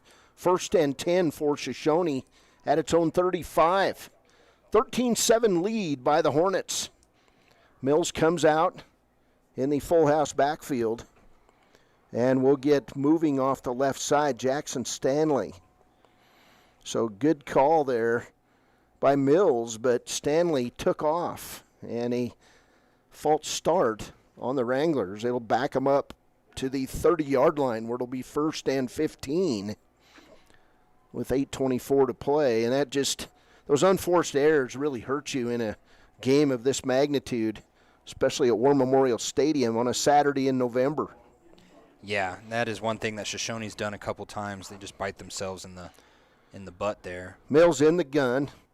He'll drop the pass. Little swing pass to Dom Jarvis. He's over the 40. Now to the 45, now along the sidelines. Dom Jarvis, 40, 30, 20, 10, 5, touchdown, Shoshoni. I told you before the game, Dom Jarvis is so overlooked in this offense. He can run it, he can catch it, and right there he showed a little bit of both.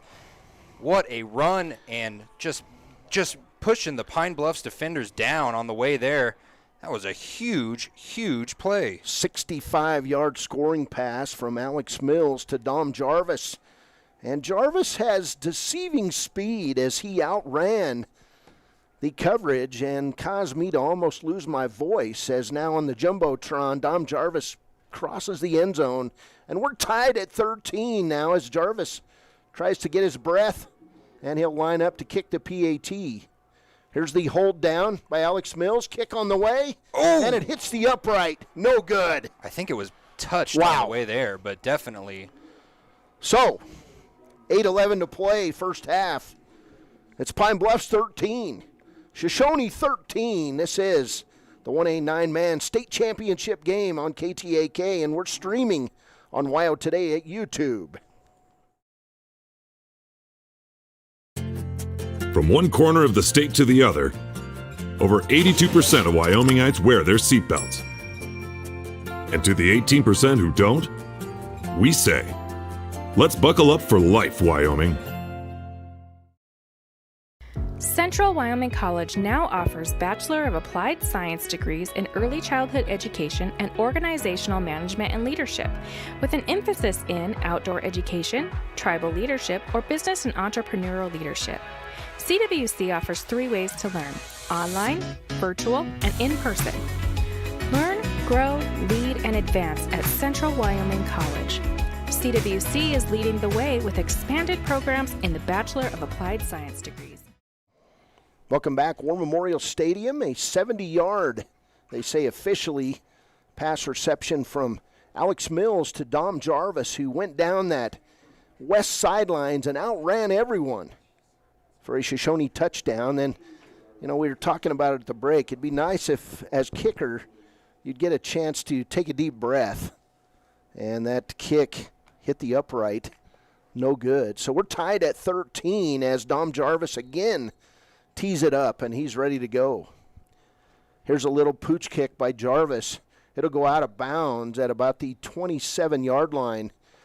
It'll be first down and 10 for Pine Bluffs, and that's just a message that, hey, we're going to take another minute break, and we're not going to allow you to return a kick, and it'll be first and 10 for Pine Bluffs at their own 35 with 8:11 to play, first half. And the state championship parade started yesterday as Bighorn, in a last-second touchdown pass, would hold on, go for 2, and beat Lovell 8-7.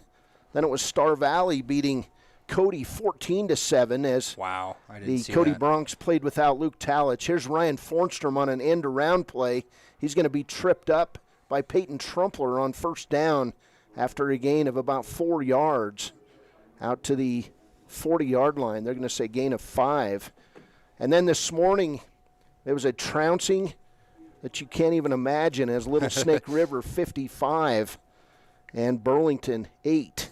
And you mentioned Cody. I went and saw them firsthand beat up Riverton earlier this year. That Talich quarterback, there's a reason that he's being recruited by multiple D1 schools. He is good, and it showed yesterday without him. His brother Nick is playing here. Here's Stu Lerwick. Fake left side pass right to Fornstrom, complete. Quentin Clark slowed up Ryan Fornstrom, but Peyton Trumpler finished it up, but it'll be a first down for Pine Bluffs and a gain of 6 yards. I'll tell you what, short pass play. It's pretty obvious that the Shoshoni defense doesn't play against the pass as often as they do against the run. Seldom. It just shows with the way that they line up. They give so much space to these wide receivers. They could run in a little 5-yard curl route, and right then you have half the yardage you need. There's Lerwick in the gun. He'll hand off right side. Dalton Schaefer. Peyton Trumpler slows him down. Dalton Lenan finishes it up. With that tackle, it'll be gain of 2 for Pine Bluffs. 2nd and 8 now inside Shoshoni territory, right at the, they're going to put it right in the middle of the 48 and 47-yard line. But you can see right there, their running defense is just superb. We might be able to get Kevin Coyle here from Sheridan Media on at halftime to talk about that ending of Lovell and Bighorn.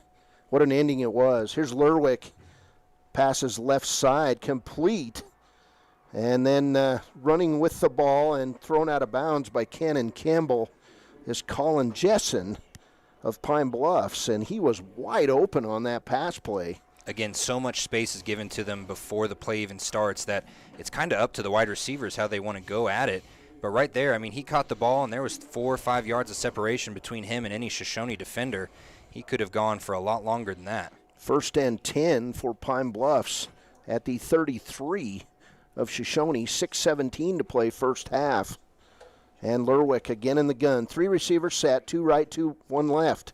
Here's Lerwick. He'll pitch it out right side to Schaefer. He's over the 30 and near the 25-yard line after being tripped up by Dom Jarvis.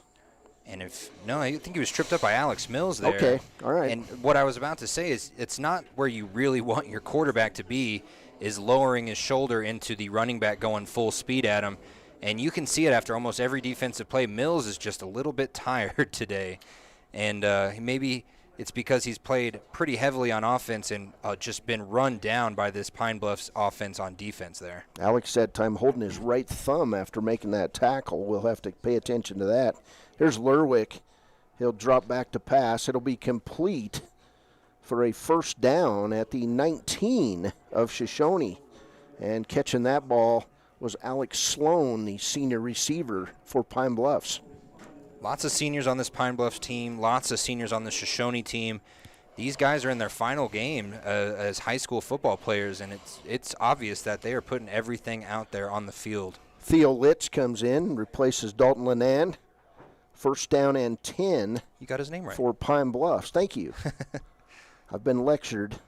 Here's Dalton Schaefer up the middle. Big tackle that time. Theo Litz on Schaefer, and a short gain of 3 yards. So 2nd and 7 for Pine Bluffs as they've entered the Shoshone red zone. Yeah, that was a big hit by Theo Litz, and that's why you bring in those fresh legs. Moments like that, that running back could have gotten a few extra yards there if Theo wasn't there. He just was in the right spot at the right time and had enough energy to bring him down. 4:35 to play first half.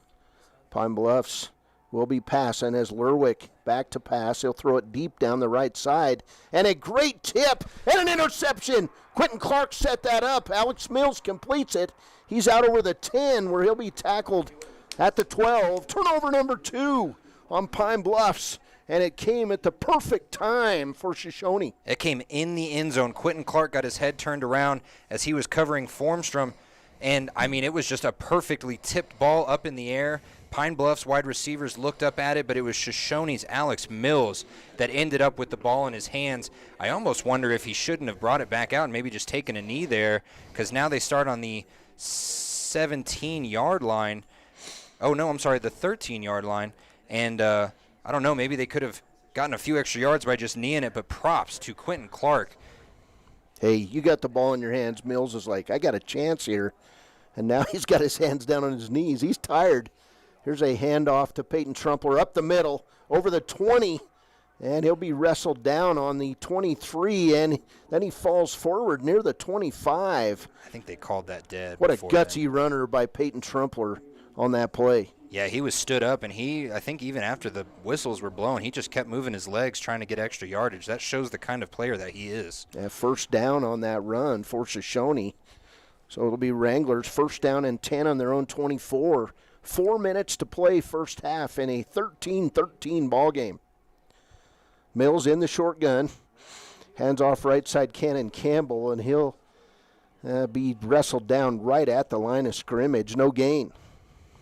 And, for every good run, there's a couple mediocre, poor runs. But right there, that wasn't their fault. The defensive line just closed that hole, and there was just nowhere to go. And I think they're really starting to key in on the way that they like to run with this loaded backfield that they have. And like we said earlier, even though Alex Mills is a little gassed, this might be the perfect time for him to air it out. Got a great story to tell you about Corbin DeWitt, the Shoshone center, after this play. DeWitt down. Snapping the ball left-handed. He'll snap it in the shotgun to Mills. Mills on the run to the right. He's going to be under duress. Complete to Trey Fike over the 30. And Fike will go down at the 34. That was just an outstanding play by Alex Mills under pressure, finding Fike right in front of the Shoshoni bench for a first down. It really was, and that was number 33, I believe, Wyatt Carter for Pine Bluffs. He had him dead to rights in the backfield on the right side of the field, and Alex Mills just spun out of the tackle and threw the ball right to Fike. What a great play. So it was in the Wind River game about a month ago, and Corbin DeWitt felt a pop in his right hand. He would break his right hand, and within a week taught himself how to snap the ball left-handed. Here's a pass left side to Dom Jarvis over the 40 and down at the 44, but a flag thrown at the 37-yard line. We'll see what the call is on first down for Shoshoni. Yeah, it's not just a cast on his hand. We had him up on the Shoshoni deck last week. It's a big cast on his hand. The cool thing is he taught himself how to, we're going to get an illegal formation call on Shoshoni on first down, and that'll be a big setback for the Wranglers on this drive with 2:44 to play. But Corbin taught himself how to snap the ball by snapping the ball 2,000 times in 1 week. Now, who does that? Somebody that doesn't want to give up on the play, I'll tell you that much. I could eat 2,000 potato chips in a week, but snapping the ball left-handed, and he does it perfectly. Outstanding young man. He was a lot of fun to interview last week, even though we lost the signal during his interview. Here's DeWitt under center. Mills in the gun. He'll hit Jackson Stanley on a little pass on the inside and a good gain of 8 yards. What do they call that? That's a little shovel pass. Shovel there. Pass, yeah. Alex Mills had 2 running backs behind him. Perfect option read there, and you see it all the time in these smaller schools where they just like to run the option route basically with 3 running backs. But Jackson Stanley slipped through the middle, got past the offensive line, and he was all alone right there just for the perfect little shovel pass. They went deep in the playbook for that one. 6'6", 300-pound senior catching the shovel pass. So Shoshoni now, 2nd and 7. Mills in the gun. He'll hand it off. No, he will not. He fakes it, and he passed downfield, nearly intercepted by Pine Bluffs, and tipping the ball away that time. Alex Sloan, pass intended for Trey Fike. It wasn't a bad pass. It just came a little bit. It was a little bit like a lame duck in the air for the first couple seconds, and Trey Fike had that in his hands. Alex Sloan just dove at him. 1:41 to play first half. 3rd and 7 for Shoshoni. Like to see him get a first down here, and if they're not going to score, at least run out the clock, because Pine Bluffs will get the kickoff to start the second half. Yeah, you can't give Pine Bluffs the ball back. Actually, Shoshoni will get the ball to start the second half. Yes, they will. Because it was the first play of the game when Pine Bluffs scored. Here's Mills in the gun. He'll pass it over the middle, complete to Dom Jarvis over midfield, and he'll get thrown out of bounds by Stu Lerwick at the 44 of Pine Bluffs. Again, great scramble and throw by senior Alex Mills. Yeah, Mills is pulling out all the stops right now, and you know, we were talking about this being the Peyton Trumpler show earlier. Right now, it is the Alex Mills show. He is doing everything in the backfield to give his receivers time to get open. And, boy, I just don't know if Pine Bluff's secondary is watching the backfield or if they're watching their wide receivers. Well, they've got to watch Peyton Trumpler. Now, Shoshoni with 5 receivers set, 4 right, 1 left, and it's going to be a penalty on Shoshoni as Mills now over the 40, and he'll run out of bounds at the 37 of Pine Bluffs. That formation did not look correct. Let's just say that they had two wide receivers line up right beside each other. Yeah, and I believe that's what they're going to get. Is it's going to be an illegal formation. Yeah, it is. If they had given that wide receiver, I couldn't see who it was because it happened so quickly. If they had given him 2 seconds to get back up to the line, that wouldn't have been an illegal formation. What's fun about 9-man football is they had a center and 2 guards lined up, and they had 5 receivers in the set. And it would have worked, like you said, if one of those guys would have taken a step back. So 1st and 15 for Shoshoni, 1:31 to play. first half. That's a moment where if you're Coach Trumpler or you're Coach Mills, you talk to your offense, you say you got to take a breath. The clock wasn't moving because you had been out of bounds. You just got to look left, look right, and see where you're at on the line of scrimmage. Make sure you're not in an illegal formation. Mills will drop to pass. Lots of protection. Look at this time. Tons of time, and now under duress, he'll try the shovel pass toward Dom Jarvis, and we're going to get a pass interference call, and it's going to go on Ryan Forstrom, I believe, holding Dom Jarvis on the play. And that would make sense because Dom Jarvis was out of bounds by the time the shovel pass was coming at him, but I don't know if he was out of bounds because Forstrom pushed him or held him. But we'll get the call here. Pass interference. Yep, that's going to be a 15-yard penalty and a first down for the Wranglers. Big penalty as Forstrom had his hands on Dom Jarvis, and then he just stood there by the flag saying, yeah, I did it. Well, and this has been a great just final last minute for this football team of Shoshoni right now. The penalties are going their way. The play calls are going their way. Other than that one illegal formation, well, I guess I should say 2 illegal formations, it's been all Shoshoni momentum right now. We're tied 13 apiece on the WowToday.com scoreboard. And now Shoshoni with 3 receivers right. Jackson Stanley lined up on the left side at his tight end spot. Trumpler in motion. And a tip ball on the play by Pine Bluffs. And, man, was he excited about that. Taylor Beacon will tip the ball from Mills. I can tell you if Trumpler catches that ball, he's going to run halfway to Fort Collins. He might be there for the Wyoming game later tonight. Incomplete pass, nonetheless. 1:20 to play in this first half. Cody Beers, Shawn O'Brate. Shawn, thank you for everything you've done this season. It's been a blast calling small school Fremont County football. It's been a lot of fun. This is my first season calling a whole bunch of football games, and where I'm from, it just doesn't happen as often as we get to do it. Yeah, you get an opportunity in Wyoming to do a lot of cool things, and so we want you to stay. Here's Mills to Peyton Trumpler. Trumpler over the 30-yard line. He'll be knocked down by Dalton Schaefer. We had a fun time this morning. We found out where Centennial was, small little town. Cute little friendly store. 3rd down and 7. Shoshoni in the hurry-up. They'll hand off to Peyton Trumpler. He'll run it left side. Pull Pine Bluffs people over the 25 near a first down, but we'll get a flag on the far side.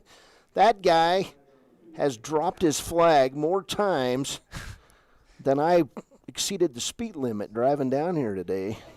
Oh, my. Well, and what stinks is Peyton Trumpler didn't get the first down there. He carried a couple guys a couple yards, but right now if this comes back on him, I mean. It is coming back, I'm afraid. 57 seconds left. I mean, they don't have a lot of time here. This Torrington officiating crew, led by Mike Jennings, the white hat, talking things over. We'll see what the call is. Oh, it's a call on the defense. Neutral zone infraction on the defense, and so Peyton Trumpler carrying him a couple extra yards at the end of the play. Yeah, they're going to take the penalty, which will move it forward, and it'll be 3rd and 2 for Shoshoni. 57 seconds to play in this first half. Here's a direct snap to Trumpler. He'll have a first down near the 20. And now with the clock running at 49 seconds, they'll move the chains, and then it'll start going again. Was that to Trumpler, or was that just a direct snap to Alex Mills, and he ran it forward like he did earlier? It might have been. All I know is he got a full head of steam and went through that defensive line for that extra couple yards to get the first down. We got a timeout. Timeout taken by Shoshoni coach Tony Trumpler. We'll go with it. 49 seconds to play first half. We're tied at 13. This would be big because Shoshoni gets the kickoff coming out after halftime. We'll be back on KTAK. Wyoglass wants to wish all the Lander Valley Tiger teams good luck this year. Wyoglass is locally owned and operated in Lander. They bleed green. Call or stop in today to get a quote on a window or get a quick fix on your window for a rock chip. Wyoglass is Lander. Gotchi Rehabilitation and Wellness knows what it means to be on top of your game. For over 60 years, Gotchi has led the field in providing physical therapy, occupational therapy, and wellness in Thermopolis and their facilities in Worland, Basin, Powell, Cody, and Shoshoni. Whether you're recovering from an injury, deconditioned, post-stroke, or just looking to take control of your health, you'll find years of dedicated experience paired with personal care at Gotchi Rehabilitation and Wellness. Learn more at gotchi.org. Welcome back here as we've got first and 10 for Shoshone at the 20 of Pine Bluffs. 49 seconds to play first half in a 13-13 ball game. Here's Mills. He'll hand it up the middle, and dumped is Peyton Trumpler. And that stop goes to James Langois. They're not too mad about that. They're still going to go hurry up, but they're not going to leave Pine Bluffs any time on the clock. So that's okay for them. Second down, handoff up the middle, Peyton Trumpler. And he's going to be taken down after a gain of about 1 on the play as we're inside 30 seconds. And now you got to wonder what this third down play call is, because if they call a timeout, which it does seem they do. Yep. And a timeout taken with 22 seconds to play. We'll keep it here as we'll have Kevin Coyle on and to start out our halftime show and talk about the ending to the first state championship game yesterday when Bighorn trailed Lovell most of the game, and then they would mount a final drive and then score a 2-point conversion in the final 10 seconds of the game on a double reverse pass to beat Lovell 8-7. Crazy play. And this play that we're about to see right here, with 22 seconds left, 3rd and 9 on the 19-yard line, looking to get a score. Obviously, you don't want to go in. Doesn't say how many timeouts they have, but I believe that was their final timeout. If they run the ball here and they do not get to the line of scrimmage in time, nor get a first down, it's going to go into the halftime tied. So I'm excited to see and interested to see what they're going to do right now. Mark my word, they're going to pass the ball here. Here's Mills in the shotgun. He'll drop the pass. Looking left. He was looking for Jackson Stanley. Now a throw back right. Peyton open. Peyton Trumpler! Incomplete. I thought it was a touchdown, but he dropped the ball. And he was wide open on the play with 14 seconds to go. Now it's going to be 4th. Boy, what a perfectly placed pass. We got a flag back in the backfield, so that may have went for naught. We'll see who the flag is on. Roughing the passer on Pine Bluffs. And they are getting some luck here. That will help as Pine Bluffs all over Alex Mills. But, boy, that ball was in Peyton Trumpler's hands. And a great defensive play. It looked like it went through his hands and hit his shoulder pads or maybe his face mask. Alex Sloan was in his face. So 1st and goal with 14 seconds to play. And now 4 receivers set for Shoshone. Mills will drop. It's going to be a center screen to Trey Fike. He's down at the 5. And now they're going to have to clock it as the ball now inside 5 seconds. 4, 3, 2, 1. Oh, they're going to run a play. They did it. Touchdown pass. Wow, what a play. They were going to clock it. Mills rolled out right side and hit Dom Jarvis for a touchdown with no time left in the first half. Everyone in the stadium and everyone on defense thought that they were going to spike that ball, and instead they ran a little flat route there for Dom Jarvis. What a play. Oh, no one was expecting that. That's going to go as a 10-yard scoring pass from Mills to Jarvis. I thought they were going to clock it. Everyone did. And then Mills came out and hit Dom Jarvis right in front of us. What a play. Here's the spot down. The kick up by Jarvis is good. And the half is over. We've got another flag called. Alex Mills down on his face after they just ran all over Alex Mills. He gets up, but I'm guessing that one could go on the kickoff to start the second half. Yes, it will. It'll be assessed. And that's a big lift. And Shoshone players, they're excited. And why? Well, there's no time on the clock at half. Dom Jarvis scored a 10-yard touchdown on a scoring reception from Alex Mills. And now that 15-yard penalty is going to be assessed on the second half kickoff. It's Shoshone 20, Pine Bluffs 13. We'll be back with the halftime show brought to you by CWC, Central Wyoming College. After a break, this is Shoshone State Championship action on KTAK. During winter storms, it doesn't take long for roads to turn slick. Snowfall is often accompanied by high winds, and blowing and drifting snow can make it difficult to see the road. Speed limits are based on dry pavement conditions and good visibility. Be ready to reduce speed and increase following distance. Crashes are twice as likely to happen when it's slick out, and it's usually because someone is driving too fast for conditions. Remember, when there's ice and snow, take it slow. This message is brought to you by WYDOT. A proud sponsor of this broadcast is Bailey Enterprises. For over 50 years, Bailey has become the name you can trust. With Pit Stop Travel Centers, you can fuel up and stock up on trip snacks at locations all over Fremont County. You can also put your trust in Bailey Tire and Auto for service to keep handy for those times when your luck runs out on the road. Refresh at the Speedway Cafe with a dine-in meal or a round of carry-out with a variety of specials to keep you going. Go with Bailey.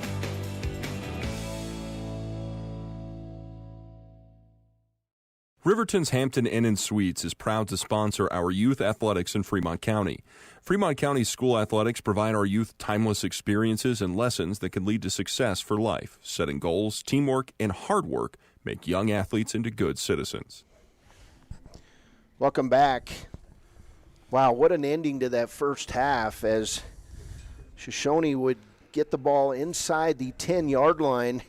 And everybody thought as the clock was running down that they were going to clock the ball and maybe go for a final play. But instead of clocking it, they got the snap. Alex Mills would roll right, and he would hit Dom Jarvis on a 10-yard scoring pass with no time on the clock.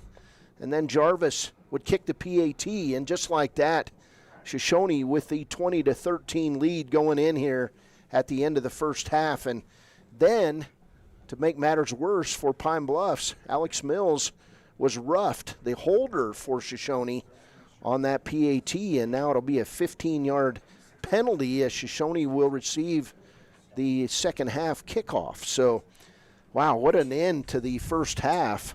And we'll have stats in a minute, but we've got Kevin Coyle on. Of course, Kevin and I go back a few years, and Kevin, you were here yesterday as Bighorn had trailed the entire game against Lovell. It was 7-0. Hey, lead us through what happened on that final drive by Bighorn to capture a state championship. Well, it was kind of deja vu because remember these two teams played each other at the start of the season. And I got to backtrack to the first game first, okay, because that first time in the first game beginning of the season, Bighorn stopped Lovell at the 7 for a turnover and down, so they had to go 92 yards in about 2 minutes with no timeouts. Come here. We have about less than 2 minutes to go. Bighorn has to start at their own 3, and they finished the job this time. Yeah, they managed to work the ball up to about the 39-yard line. Got sacked a couple times along the way. Picked up 1 4th down, and then it was 3rd and 10 from the 39-yard line. Cooper Garber just kind of rolled to his right, kind of threw it out on the near side over here, and it was. Sorry, I'm trying to remember. It was it's all right. Dawson Richards. Dawson Richards made the catch, cut back to midfield on the left side, and was gone 61 yards. And so that made it 7-6. And now tell us about this extra point attempt. Well, 2-point conversion. Yeah, Coach Kirk McLaughlin said, yeah, they've been practicing that play just kind of like how Shoshoni just did that last play for the touchdown. Yeah, double reverse to the left side. Avon Barney had the ball, and Cooper Garber, he was just wide open. Because there was only one level defender on that side of the field, so he was kind of in a jam because, he couldn't try to rush the guy who had the ball because they could pass, or he could try to defend the receiver, but then Barney could have just ran it in. So that's how it ended up. Lovell did have one last chance, but they would fumble the kickoff. Now on the touchdown, here's the interesting thing. The guy Dawson Richards, who caught the touchdown, the first time that Lovell and Bighorn played each other, he was actually going for the touchdown to tie the game, and he fumbled into the end zone. Wow. That ended up costing the game. So this was redemption for him to score what ended up being the touchdown that led to them winning the game. So I believe you're a guy that keeps track of this stuff, but the second year in a row, Lovell lost the state championship by 1 point. 2. They lost 8-6 last year. 8-6, and they lose 8-7 this year. That's got to be a heartbreaker. Oh boy, that is a heartbreaker for the Lovell Bulldogs. This has not been a good weekend for Northwest Wyoming. Lovell, Cody, Burlington. Hey, let's don't talk about that, Kevin. We've got another Northwest Wyoming team here leading at halftime in the 9-man state championship. But you're right. It was a 14-7 loss for the Cody Broncs, who had to play yesterday without the services of everything, quarterback, safety. Luke Talich, the fastest player in Wyoming, who broke his collarbone during the semifinals a week ago. And then that was against Buffalo. And then earlier today in the third state championship game, it was Little Snake all over Burlington, 55-8. Nobody expected that, as Burlington had come into the game unbeaten, facing the unbeaten Little Snake River team. That was crazy. Yeah, I was kind of expecting a blowout on that one, because I don't think really anything's been real close for LSR this season. Yeah, their closest win they had all year was against Du Bois early in the season, but that was by 2 touchdowns up in Du Bois. So Little Snake, heavy senior-laden team. Here it's 20-13, Shoshoni. And what did you see out of Shoshoni and Pine Bluffs that bears interesting going into the second half, Kevin? It's a good thing. Shoshoni didn't collapse under, they gave up that first play touchdown to Pine Bluffs. And, a lot of times some teams might be thinking, oh, boy, we're going to have an uphill climb all game. And, that turned out not to be the case. They've withstood the storm. They've battled back. And this is exactly what they wanted. They wanted that touchdown right as the clock expired. So they're going to get the ball first, start the second half, plus 15 yards. They can't really be in a better spot right now. Yeah, things going well for Shoshoni in this 1A 9-man state championship. Beautiful day in Laramie.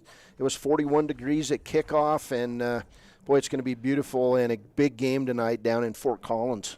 5 o'clock, the Border War, UW, and CSU. Boy, I'll tell you, did you hear this morning what happened with the Virginia quarterback? No. He kickoff, touchback, pick 6, kickoff, touchback, pick 6 again. Ouch. In all in 16 seconds. Who are they playing? Pitt.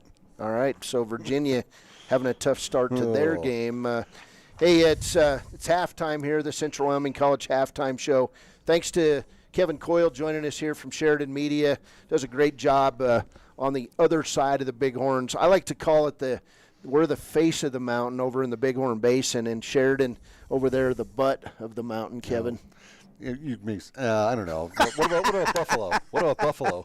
Well, no, that's not a slight of Buffalo. All right, Buffalo's so a good place. 7:08 to go. That's a beautiful side of the mountain you're on, but it is. It's fun to have that rivalry between certain sides of the Bighorns. We'll take a break. We'll be back with the halftime stats as we get ready to roll here in the second half. Shoshoni leading 20-13. We'll be back with the statistics on KTAK. From the wide open spaces to the canyon near you, Wyoming.com is reaching more homes and businesses than ever before. Now it's getting even better. Wyoming.com, expanding to an area near you. Visit Lander Gambles to make your home feel like new. They will beat any competitor's price. Stop by to speak to one of the sales agents or visit LanderGambles.com. Lander Gambles will help you find the perfect product that fits your budget and lifestyle. Lander Gambles, 420 Main Street, Lander, Wyoming. Welcome back to the halftime show here, sponsored by Central Wyoming College. At the half, Shoshoni 20 and Pine Bluffs 13. Individually, first for Pine Bluffs, Dalton Schaefer, 13 carries, 148 yards, and 2 touchdowns. He did have that 61-yard touchdown carry to start the game, but since then, Shoshoni doing a good job on Schaefer. He was only able to break one more long run in that first half. Stu Lerwick, 2 carries for 13 yards. Abe Serrano, 1 carry for 5 yards, and Ryan Fornstrom, 1 carry for 5 yards. Passing-wise, Lerwick, 6 out of 10. 64 yards. He had an 18-yard pass that was his longest of the day, and he's thrown 1 pass interception in the ballgame, which ended a good scoring drive there, possibility for Pine Bluffs. Receiving-wise, Colin Jensen with 2 catches for 32 yards. Ryan Fornstrom, 2 catches for 18 yards. Alex Sloan, 2 catches for 14 yards. Punting wise, Stu Lerwick, 1 punt for 46 yards. Punt returns for Dalton Schaefer, 2 carries, 25 yards. Tackles for Pine Bluffs, Stu Lerwick with 5 total tackles. Taylor Beacon with 5 total tackles. Ryan Fornstrom and James Langois with 4 tackles each. For Shoshoni individually, Peyton Trumpler, 16 carries, 73 yards, 1 touchdown. His longest carry was 13 yards. He's averaged 4.3 yards per carry. Cannon Campbell, 4 carries for 9 yards. That's 2.2 yards per carry. Alex Mills, 2 carries for 7 yards, 3.5 yards per carry. And Dom Jarvis, 1 carry for a -4 yards. Passing-wise, Alex Mills outstanding in that first half. 8 of 13 passing, 164 yards and 2 touchdowns, and a longest pass of the day, a 70-yard scoring strike to Dom Jarvis. Receiving-wise, Trey Fike, 4 catches, 62 yards. Dom Jarvis, 3 catches for 94 yards, and those 2 touchdown scores. That one late in the first half on the first half's final play of 9 yards on the play officially. Jackson Stanley with 1 catch for 8 yards. Punting-wise, Alex Mills, 2 punts for 82 yards. That's a 41-yard average. Kick returns, Peyton Trumpler had 1 for 21 yards. Wiley Filio with 1 for 8 yards. Tackle-wise, Peyton Trumpler with 6 total tackles. Kellen Linan with 5 tackles. Dom Jarvis with 4. And Cannon Campbell with 3. Scoring plays for Pine Bluffs, it was Dalton Schaefer at the 9-second mark, 9 seconds into the game with a 61-yard scoring run, and Abe Serrano with the kick. Peyton Trumpler would come back, score on a 1-yard run after a long Shoshoni drive. Jarvis would hit the kick, and we were tied at 7 with 5:26 to play first quarter. Then it was Pine Bluffs on a 13-yard Dalton Schaefer run. Freeberg would come on for the kick. His kick would fail. That was a drive of 7 plays and 67 yards, and it was 13-7 Pine Bluffs. But then Shoshoni would strike at the 8:11 mark of the second quarter on a 70-yard scoring pass from Alex Mills to Dom Jarvis. The kick would fail from Jarvis, and we were tied at 13 each.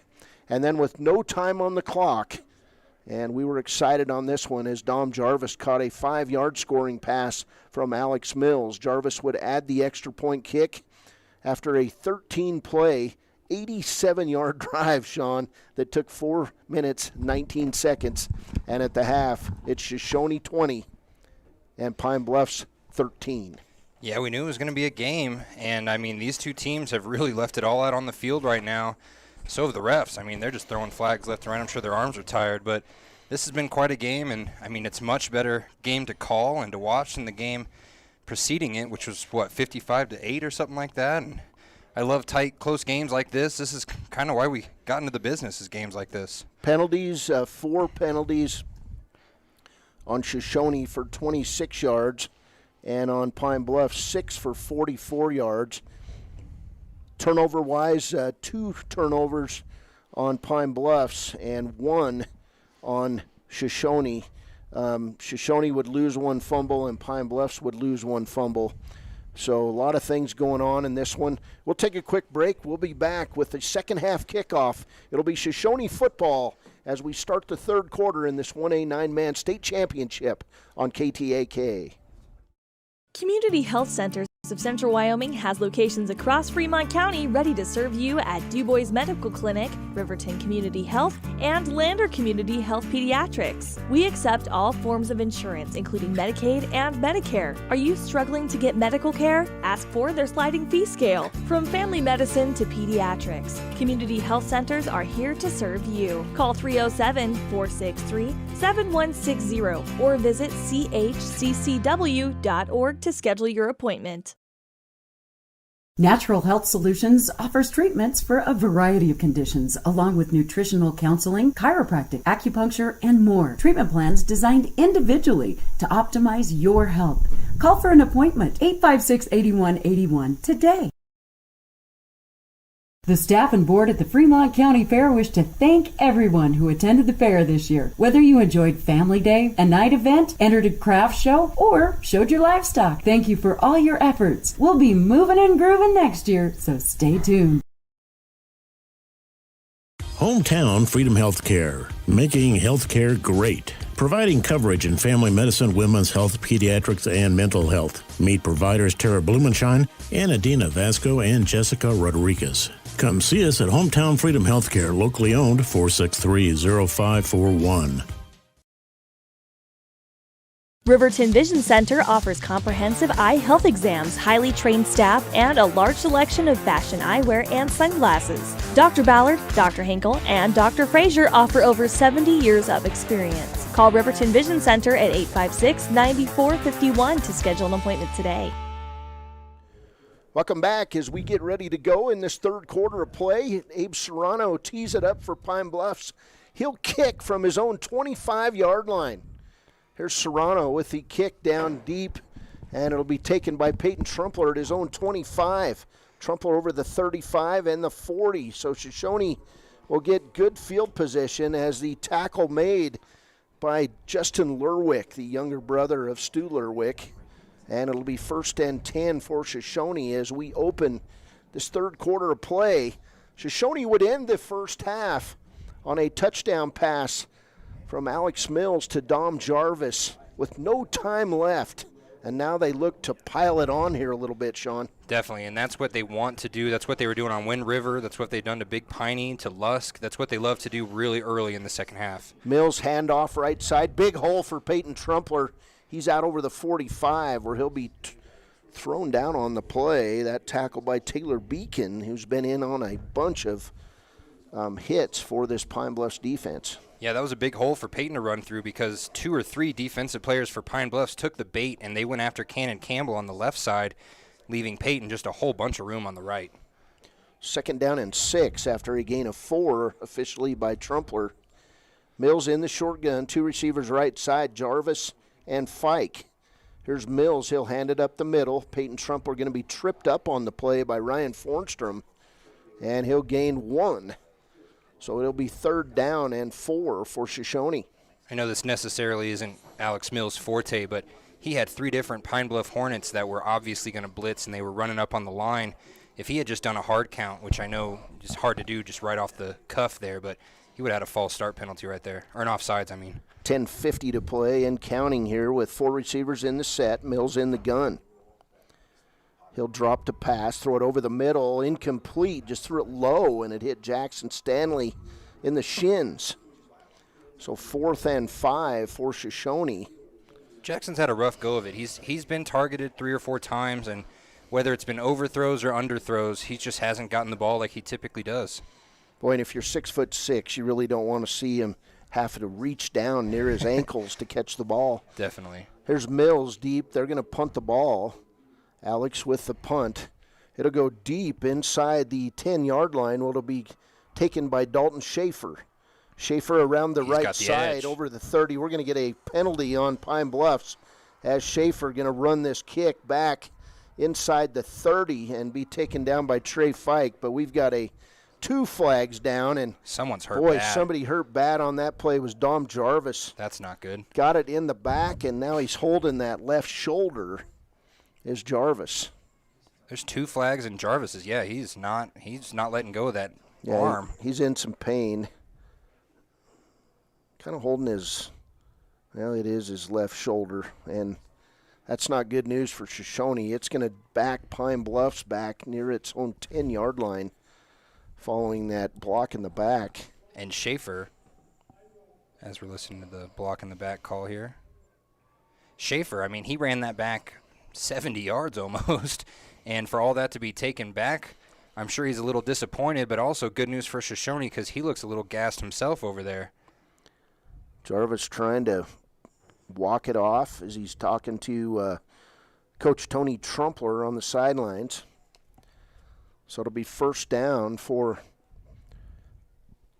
Pine Bluffs on their own 18, and they've got to get Dom Jarvis back in there as quickly as they can. He's shaking that left arm now, so it looks like his shoulder okay. Might have just been a what they call a dead arm after taking a hit. Yeah, those happen out here, I'm sure. And now the lineup on the 18-yard line, Pine Bluffs is really not where they thought they'd be after that big kickoff punt return. Lerwick in the gun. He'll hand it off right side to Serrano. Big hole for Serrano out over the 25 and tackled after a 10-yard gain. And now we're going to get a play after the gun on Pine Bluffs, or after the whistle on Pine Bluffs. And the guy saying, I didn't do it, is James Langois, but it was a holding call behind the play, and that'll hurt Pine Bluffs again. Pine Bluffs stepping on their own feet here, and Shoshoni loves to see it, but also Shoshoni's had these kind of fits before during the season. They even had a little bit of one on week 1. Look at that. 8 penalties for 112 yards for Pine Bluffs. That is going to be something they talk about a lot in the offseason, win or lose. So that'll back Pine Bluffs up to its own 15, where it'll be first down. They got the first down, and then it was after the whistle. So it'll be first down and 13 for the Hornets at their own 15. Lerwick in the gun. Lerwick pitches it right side to Serrano. He'll be tackled by Peyton Trumpler up around the 22-yard line. Great pursuit by Trumpler there. He had quite a bit of yardage between him and the running back, and he closed it with that speed of his, that sneaky, deceptive speed that he has. Boy, and that could have been late, but it wasn't called. He looked like he was still in bounds, but Peyton, man, he just put the hurt on him right there. 2nd and 5 for Pine Bluffs. 10:06 to play, third quarter. Shoshoni, after that, getting that good field position on their first drive of the third quarter, would punt it back to Pine Bluffs. And here we are, 2nd and 5. Lerwick will pass it deep over and it's caught by Ryan Fornstrom. He's off to the races, and he's probably going to outrun Quentin Clark for a touchdown. That's going to go for 77 yards. Wow, and you know, they had 2 options down deep in the middle after some deep crossing patterns, and it was just one-on-one with both Shoshoni defensive coverage there.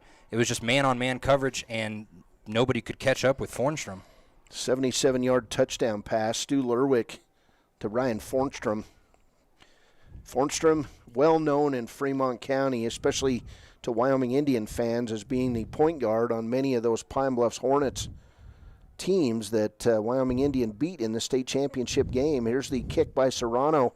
No good. It'll go left, and that'll still give Shoshoni the lead, but quick strike from Lerwick to Fornstrom, and it's Shoshoni 20, Pine Bluffs 19. We'll be back on KTAK. Want access to local news, sports, events, and more? Download the WYO Today app. Now available on all platforms. Stream your favorite radio station, submit something to buy, sell, or trade for deals on the dial, or view contests and special coupons. Better yet, the WYO Today app is the best way to access free HD video of Fremont and Hot Springs County athletics. It's all at your fingertips. Head to your app store or visit wyotoday.com to download the WYO Today app now. From the wide open spaces to the canyon near you, Wyoming.com is reaching more homes and businesses than ever before. For more than 25 years, we've aimed to provide the best internet and phone service to meet the needs of our customers all across the great state of Wyoming. Now it's getting even better. Wyoming.com, expanding to an area near you. Wyoming.com. We're out there. Back as it's 20-19, and we'll talk about some stuff that Shawn heard down in the fans here in just a minute. Here's Serrano. He'll kick it deep toward Peyton Trumpler. Trumpler will run it down at the 12, and he's up over the 20, and a flag comes in from the backside. And I believe that one's going to back up the Wranglers as Jackson Stanley looks back over his shoulder and says, I didn't do it, but it's a block in the back on Shoshoni, and it will back the Wranglers up inside the 10. Well, when Trumpler reversed course there with the ball, you could see the 2 blockers that he had in front of him didn't know that he was reversing course, and I think that's where they kind of fell into the back of the Pine Bluffs Hornets that were in front of them. That 77-yard scoring pass. Now Lerwick, 7 out of 11 passing for 141 yards. Dalton Schaefer for Pine Bluffs, 13 carries, 148 yards, and 2 touchdowns. And now Shoshoni, 1st and 10, deep in their own territory at their 10.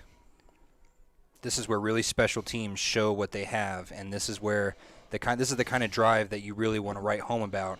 90 yards in the state championship game. Mills in the shotgun. He'll drop the pass. Jarvis out, open, but they'll throw it over the middle. Jackson Stanley complete the big man over midfield, and he'll be wrestled down finally by little Ryan Fornstrom, but it'll go as a deep pass, 43 yards on that pass play. Alex Mills to Jackson Stanley, and you know what?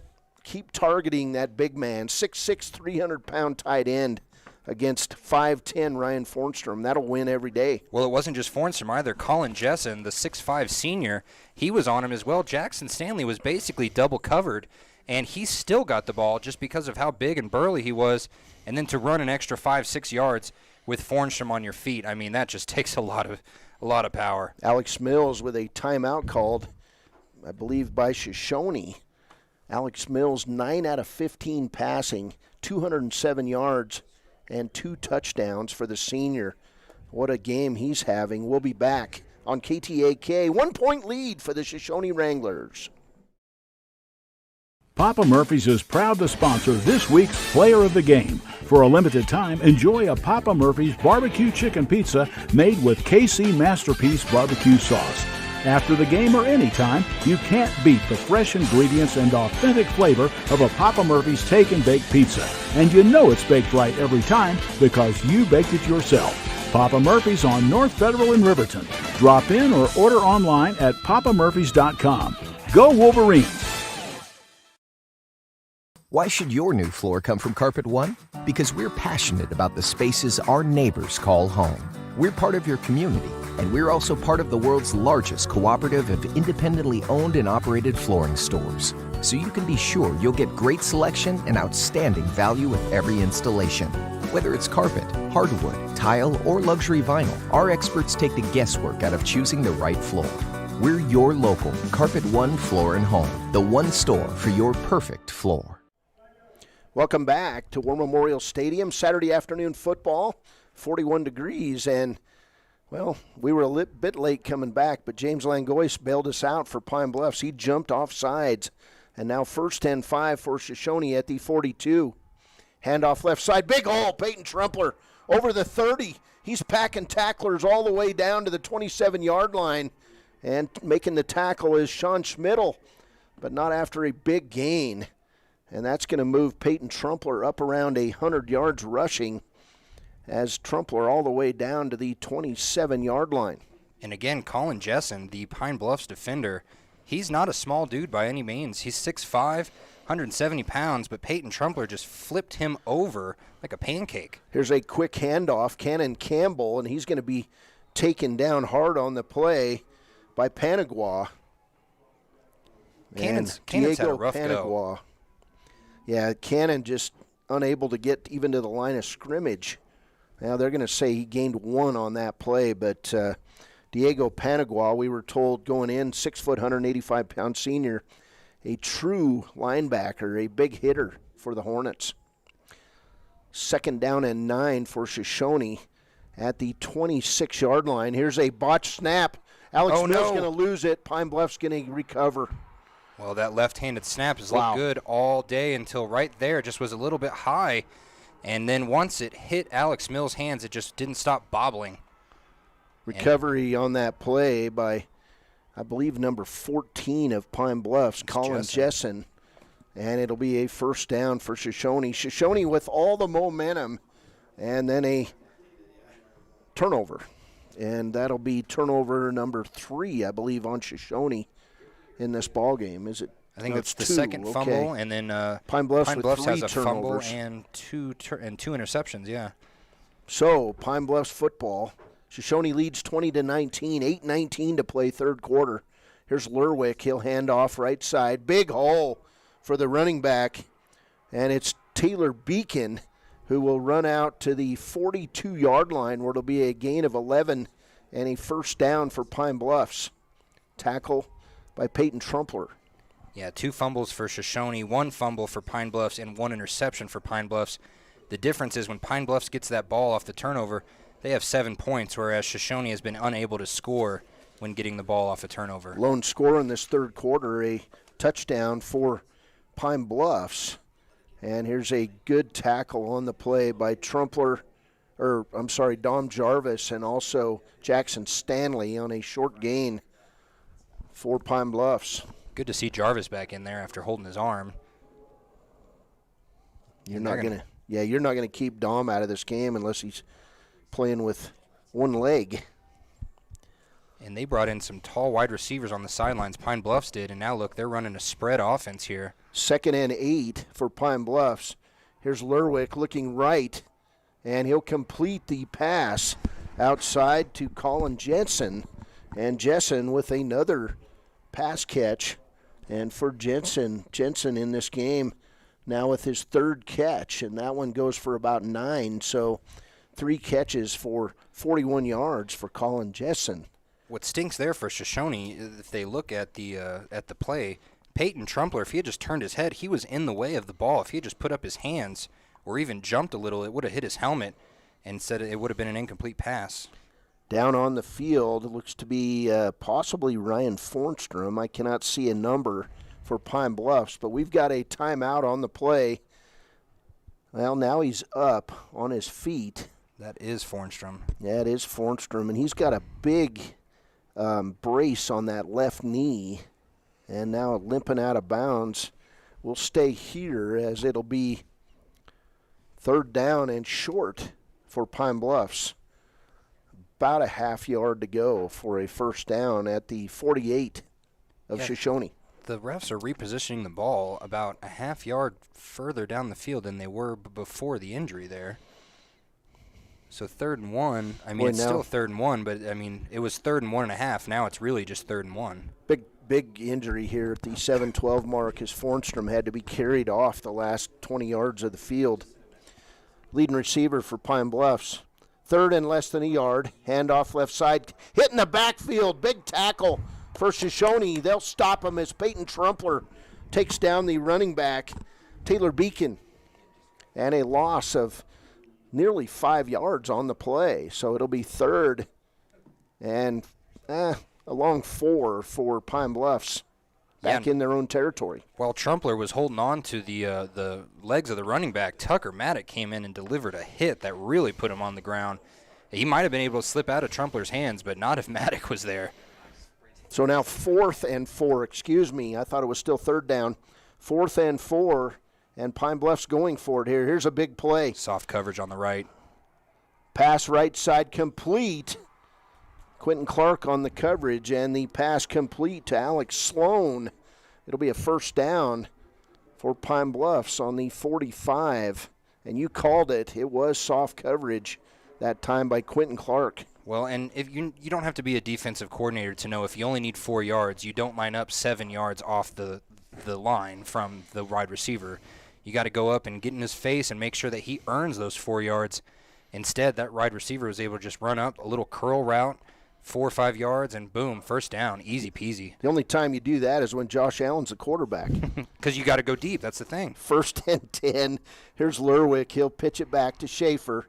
Dom Jarvis coming in. Tucker Maddock misses the tackle. And then making that tackle, Peyton Trumpler, after a big gain by Dalton Schaefer. And it's a first down after a gain of 11 down to the 34-yard line. Dom Jarvis, sorry to interrupt. Dom Jarvis is still holding his arm, shaking his arm. I don't know if maybe that's one of the main reasons he missed that tackle, but he did not look 100% on that tackle right there, and he came up just wiggling his arm a lot. Kellen Lenan will limp off the field, and it'll be 1st and 10. Here's the running back Beacon. He's going to have a first down and more for Pine Bluffs. Trey Fike comes up and makes the hit on Beacon, but another first down after a gain of 13 by Beacon on that first down run. This drive is slowly deteriorating for Shoshoni. They had 2 good stops on 3rd down and almost one on 4th down, and now they're almost allowing Pine Bluffs to get back into their red zone again. And this team is dangerous from, obviously, as we saw, 77 yards, 60 yards. I mean, at 23 yards, this team could do a lot with their playbook. Dalton Schaefer over on the sidelines now, looking like he's hurt. Lerwick in the gun. Beacon beside him. Here's a pass right side complete. And Quentin Clark will wrestle down the receiver. But again, soft coverage that time on Colin Jessen. And a gain of 9 on the play for Pine Bluffs. 4:58 and counting. It'll be 2nd down and 1 at the Shoshoni 13. Yeah, I think Pine Bluff coaches, especially the offensive coordinator and whoever's making the play call right now, is telling Stu Lerwick to just attack number 11 on Shoshoni, Quentin Clark. He's given him at least 5 yards every single time. 4:37 and counting here in the third. The only score in the second half has been a Pine Bluff score. Here's Beacon up the middle. He's going to rumble inside and score. Touchdown, Pine Bluffs. And the Hornets trailed 20-13 at half. They've scored twice in the third quarter, and now they lead Shoshoni 25-20. Yeah, there was just no defense there on Shoshoni's side. They just missed 2 tackles, and it suddenly looked like he could just do whatever he wanted. Beacon did, and he ran right into the end zone with very minimal people on the way there. I didn't get how many yards that was. Was it 14? That was, yeah, 14. 14-yard touchdown run for Beacon. And now Pine Bluffs will go for 2. This is a big conversion. Lerwick will run that right in. Side. He'll try the little shuttle pass, and catching the ball is Ryan Fornstrom on a stiff left leg. Yeah, he's limping on the sidelines right now. 27-20, Pine Bluffs. They've scored 14 unanswered to open this third quarter. 4:27 to play. We'll be back. It's Pine Bluffs 27, Shoshoni 20. When repairs are complete after a collision, you expect your car, SUV, or truck to look like new. That's the service you'll receive at Stork Auto Body in Riverton. Professionalism and meticulous attention to detail. You can depend on Stork Auto Body, 841 Miniweb Avenue, Riverton. The choice is yours. Sutherland's Friends of the Family Plus Consumer Credit Card lets you choose from 5% off instantly at the register or special financing on qualifying purchases. That means no forms, no waiting, no rebates. You can choose 5% off instantly with your Sutherland's credit card. Got a big project? Choose special financing. The choice is yours with Sutherland's Friends of the Family Plus Consumer Credit Card. Subject to credit approval. Minimum monthly payment required. See store for details. Only at Sutherland's. Big drive by Pine Bluffs following that fumble on the snap by Alex Mills. And Pine Bluffs drives the length of the field for the second time in this quarter. And they lead 27-20 on that 13-yard touchdown run by Taylor Beacon.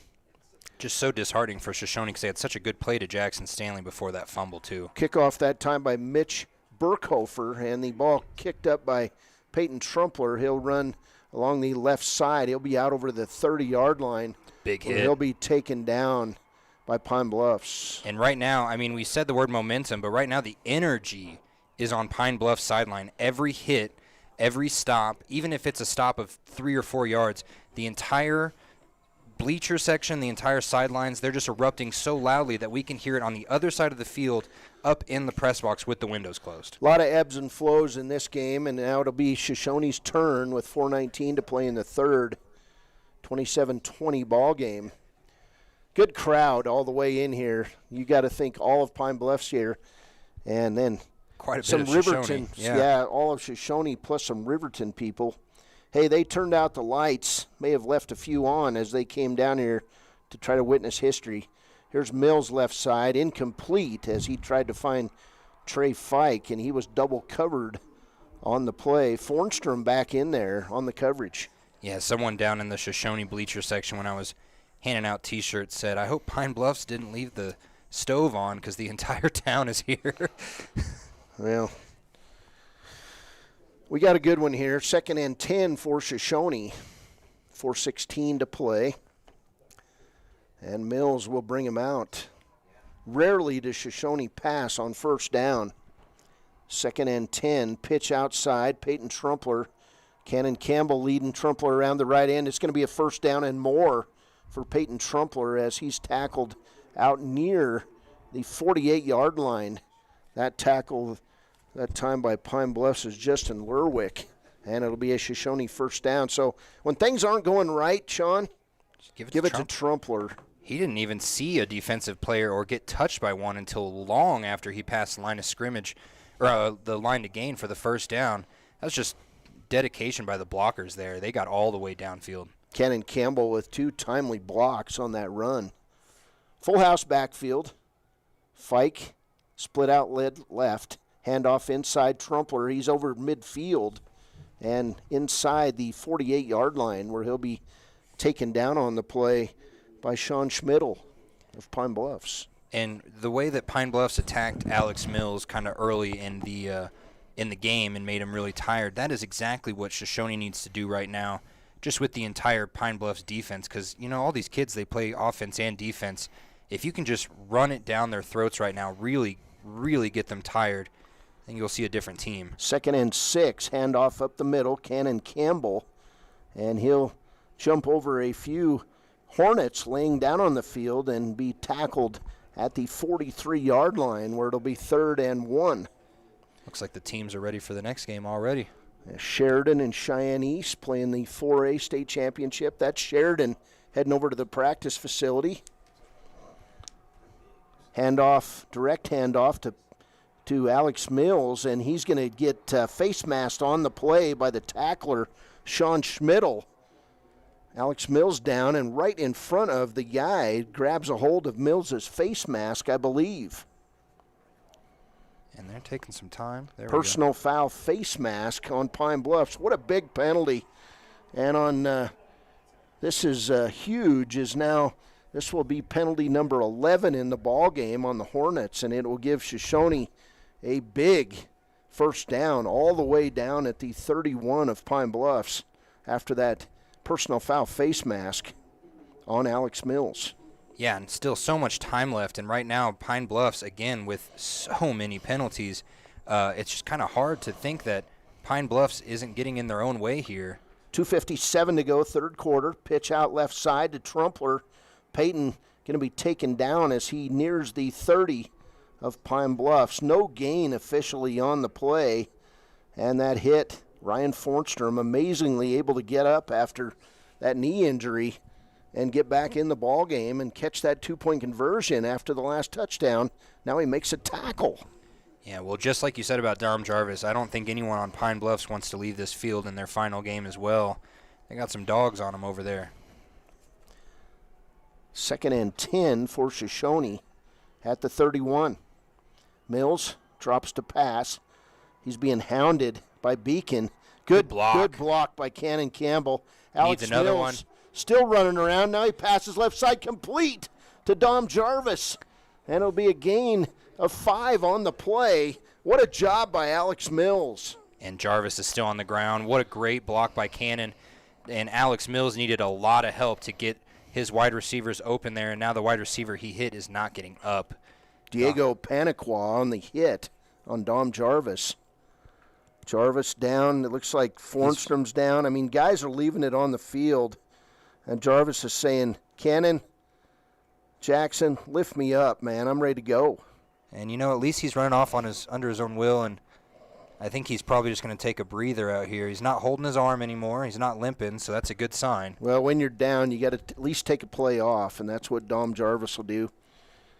Dom, guy that plays with heart on every play, playing his final game in football as a Shoshoni Wrangler, and he takes a drink, he'll get ready to come back in, and it'll be 3rd and 5 for Shoshoni. They brought in Quentin Clark to take his place. Clark is a deep threat sometimes. There's Peyton Trumpler. He'll be tackled short of a first down at the 21 of Pine Bluffs. And for Peyton Trumpler now, that's carry 23 in the ball game, unofficially with 114 yards rushing in that 16-yard touchdown. So 4th and a yard, and I'm guessing Peyton Trumpler. I would guess Peyton, but they've already done this twice where they just do the direct snap to Alex Mills in the short gun and just have him run it up. And look at this design here. Cannon Campbell, is that him? It's going to be Peyton Trumpler calling out the orders. He'll get the short gun, and he'll be a first down after a gain of 4 yards on 4th down. Big first down for the senior, Peyton Trumpler. Pine Bluffs defensive line and their linebackers, they even saw what was happening. They all crowded the middle of the line of scrimmage, and there's just nothing they could do in 14. Colin Jessen injured on the play, kind of holding the middle part of his body, and it looks like a leg injury and not a more severe groin-type injury. Yeah, he'll stay in there, and Jessen. He waved off 35. Yeah, Beacon going to run off the field. So 1st and 10 for Shoshoni. 55 seconds to play, 3rd quarter. Direct snap, Peyton Trumpler, and he'll be wrestled down, but all the way down at the 12, where he gets a gain of 6 on the play. Peyton Trumpler taking over here on this drive. Yeah, there's that Trumpler train that we saw all season long. I mean, he is just one of the best runners in the state, whether it's 6-man, 9-man, 11-man. And he doesn't quit. He doesn't come off the field when he's tired. He stays in there and blocks if he's not running. This is who you want leading a football team right now. 25 carries, 123 yards. Mills in the short gun, 2 receivers right. Handoff Peyton Trumpler over the 10, inside the 5, and he'll be stopped there after the whistle, as they blew the whistle and he just flipped the ball to Trey Fike. That scared me there for a minute. Yeah, it looked like a little bit of a fumble, but 5 seconds, 4 seconds. It looks like they're going to take this into the 4th quarter. And that'll do it. 3rd quarter, Shoshoni driving again with the football, trailing the Pine Bluffs Hornets. It's Pine Bluffs 27, Shoshoni 20. We'll be back with a 4th quarter of play. Hold up that hand with 4 fingers. We'll be back in the 1A 9-man state championship game here at War Memorial Stadium in Laramie. In any sport, athletes face the chance of sustaining an injury. According to the Athletic Training Association, 90% of student athletes reported some sort of sports-related injury. What's more, is 54% report playing while injured. For various reasons, sports-related injuries are increasingly leaving our youth at risk of exposure to opioid-based pain medication. Fremont WhenTheGameSlowsDown.com is here to help navigate monitoring medication, social support, and suggestions on what to do when the game slows down. Brought to you by Fremont County Prevention Program.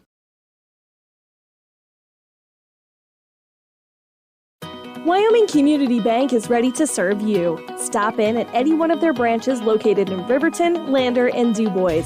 A bank that is owned and operated by the locals of Fremont County. Wyoming Community Bank. They're here to help you. Ever wonder why so many babies are delivered at Hot Springs Health in Thermopolis? Could it be the exceptional prenatal care offered by our providers?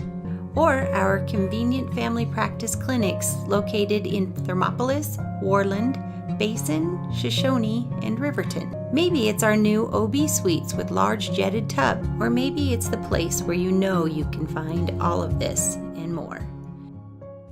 1st down and 5. Peyton Trumpler, touchdown, Shoshoni on the first play of the 4th quarter. And it's a 1-point game again as Peyton Trumpler powers in over the left tackle for a 5-yard scoring run at the 11:56 mark of the 4th quarter. And it looks like they're lining up to kick. We did kind of just briefly discuss whether they might have the gall to go for 2, but there's still a whole quarter to be played left. Dom Jarvis on for the kick, holds down by Mills, kick on the way, it's good. And we're tied. It's 27 for Pine Bluffs, 27 for Shoshoni. 11:56 to go. We'll be back on KTAK. Snyder Signature Properties would like to give a huge shout out to the local sports of Fremont County. They are here to support your team and your local home real estate needs. Call today to see how Snyder Signature Properties can help you buy and sell your next property. Good luck to all Fremont County athletes.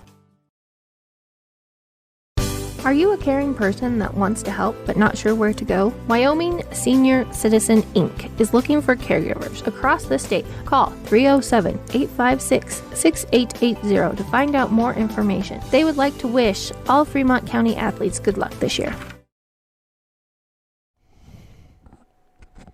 Welcome back to War Memorial Stadium.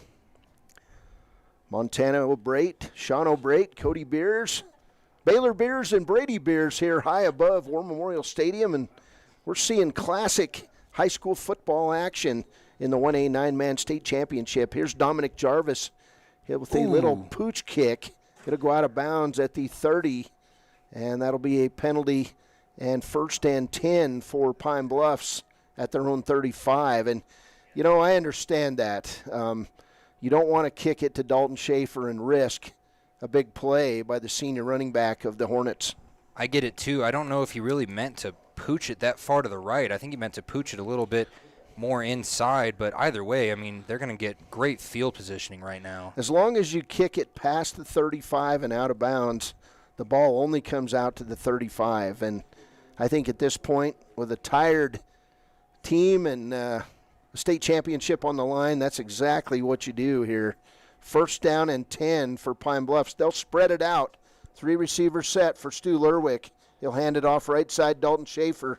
Big hole for Dalton Schaefer and a holding call and a big gain for Schaefer, but a hold going to be called Mitchell on Shawn Schmidl, wasn't it? I saw 21. Oh, I saw number 4 out here in front. So, yeah, they did call it on 21. It'll be a spot hold from the 42-yard line, which will move the ball back to the 32. Yeah, Tucker Maddock had both his hands out trying to grab the running back, and, I mean, he was just being pulled the other way. That's the sign of a hold. So that'll take the ball back to the 26-yard line, where it'll be 1st and let's call it 20. Maybe 1st and 20 or 19 for Pine Bluffs on that hold. So another penalty, and on Pine Bluffs now 12 penalties for 98 yards. Here's Lerwick in the gun, 3 receivers set. Lerwick looks left, throws it deep left. Wide open is Ryan Fornstrom. He outran Cannon Campbell, but the ball was 6-7 yards past Fornstrom, incomplete. Yeah, and Lerwick loves to let loose like that, but every now and then you could see he's got a lot of strength in that arm, and every now and then he kind of overdoes it, throws a little bit extra mustard on it. Well, Fornstrom limps his way back into the huddle. He's not 100%, and it'll be 2nd and 19 with 11:23 to play. Tied up 27 each. Here's a handoff right side to Beacon. The big man up the middle runs over Alex Mills, and then Cannon Campbell takes him down, but it will be a 1st down on a big run by Beacon. That guy is like a runaway freight train on that run. Yeah, when you say ran over Alex Mills stood there almost like a basketball player trying to take the charge, and he just stood there and was ran over, foot over the face mask there at the end, and that's just exactly what you want from a running back. Well, at one time the 8 looked like a 1 because the foot was right in his chest. Here's Beacon. He'll be taken down after a short gain by Peyton Trumpler. 2nd and 9 for Pine Bluffs. Inside Shoshoni territory at the 47. This is going to be a big drive for Pine Bluffs and a big defensive series for the Shoshoni Wranglers. Defending 1A 9-man state champions, looking for 2 in a row, and we're down to the final 10.5 minutes to play. Here's Lerwick in the gun. He'll drop to pass. Getting pressured. Dom Jarvis, sacked by Dom Jarvis all the way back at the 35. And what a play by the senior, battling injuries throughout this game. He didn't look injured on that play. No, he did not. 12-yard sack, and he just kept running after him. I think Lerwick thought that he might be able to get away. Dom Jarvis was not going to get out of that play without getting a sack. All the way back to the 36 of Pine Bluffs. Pine Bluffs now facing a 3rd and long. They've got to go from the 36 all the way to Shoshoni's 38 for a 1st down. 2 receivers set on the left side. And a flag on the play. Beacon off to the races again. Runs over Quentin Clark, but he'll be taken down. And Dom Jarvis also on the bottom of that. It'll be a penalty on Pine Bluffs, illegal motion on the play. Yeah, he started moving a little earlier. So that'll back Pine Bluffs up again all the way to its 32-yard line. 18-14. It'll be 3rd and 32. Pine Bluffs has almost 3 times the amount of penalties as Shoshoni, and they are crossing into triple digits here. as far as yardage goes. They're bringing in their speedy guys, too, so look for a long pass. 3rd and 27. They're bringing in 2 of their fastest, smallest wide receivers. 9:47 to play. 3 receivers left for Pine Bluffs. Actually, 3rd and 32 after that loss. Lerwick in the gun. He'll drop to pass. Wide open slant throws it route. over the middle, and it's going to be a good tackle on the play by Alex Mills, and that will be a gain of 27, 28? Well, nearly 20, because it'll be 4th and about 13, so gain of 19 on the play.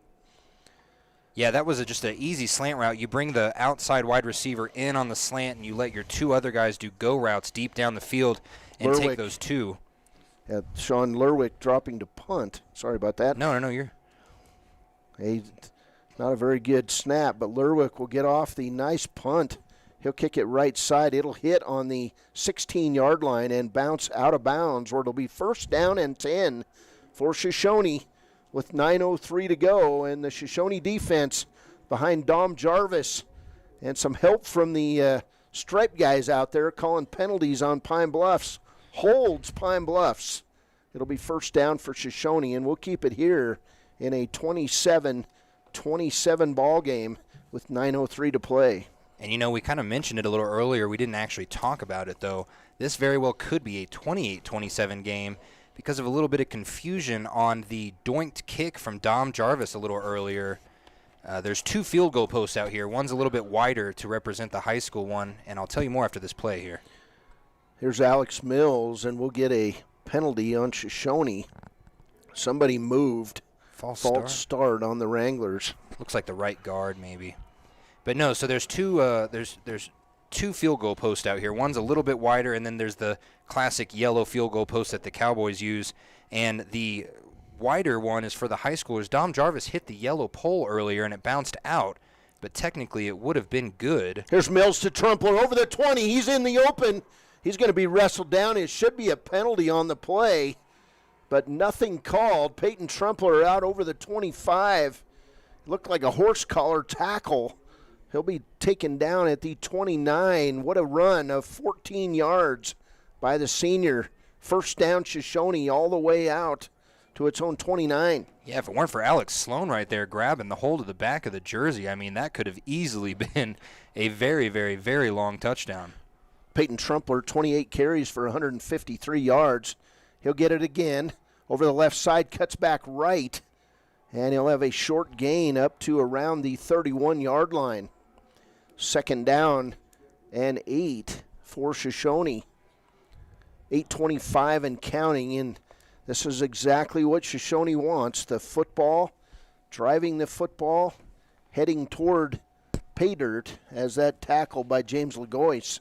Well, I was going to say, Lagois got up a little slow, and you said it earlier, everyone's just leaving it out on the field. I would say after every play or every other play, someone's getting up real slow, limping. Mills in the short gun. He'll hand it off again. Peyton Trumpler. Trumpler breaks it outside. He's over the 40, over the 45, nears the 50 where he'll be taken down on the play. It'll be a gain of 10, 20 yards on the play by Peyton Trumpler. And Trumpler seems to get better when he's tired. And we've got an injured player down, and guess who? Pine Bluffs quarterback Stu Lerwick. Oh, that's not good. They're stretching out his leg, too. Looks like he's got maybe a cramp, and he's up, limping it off. He's going to be okay. That's not who you want tackling Peyton Trumpler. That's good news, though. We don't want Stu Lerwick going out with an injury, but Lerwick cramping up a bit on that play. Made the tackle on Trumpler, but a gain of 20 for Trumpler, who's now up to 173 yards. 1st down and 10 at the Shoshoni 49. Handoff Cannon Campbell. He'll get up near midfield, right at midfield. He'll be tackled on the play. And that tackle by the guy who looks like a tough guy, Taylor Beacon. Yeah, it looks like it, and he's been playing like it. You know, he's the type of guy you'd think would be wearing a neck roll. The old-time neck roll. Old school, yeah. He's just a short guy. He's wide. And you know what? He's got a neck roll on the back of his helmet. We got a timeout here? Yeah, we got equipment. They're trying to snap the face mask of James Langois of Pine Bluffs. They'll reset the clock. 7:07 instead of 7:03. 27-27 ball game. 2nd and 9 for Shoshoni. Here's a trap inside to Peyton Trumpler, and he'll make his way down to about the 46-yard line of Pine Bluffs, where it'll be 3rd and 5 for Shoshoni. And this is exactly how you would expect Shoshoni to be playing the whole game. Just running up the middle, running up the gut, tire Pine Bluffs out. But, you know, with Alex Mills passing the ball so much, Peyton's been able to take a breath every now and then. 3rd and 5. Big plays here for Shoshoni. Handoff up the middle. Peyton Trumpler, and he'll be wrestled down on the play. Nice tackle by Colin Jessen. And it'll be now 4th and 2 for Shoshoni.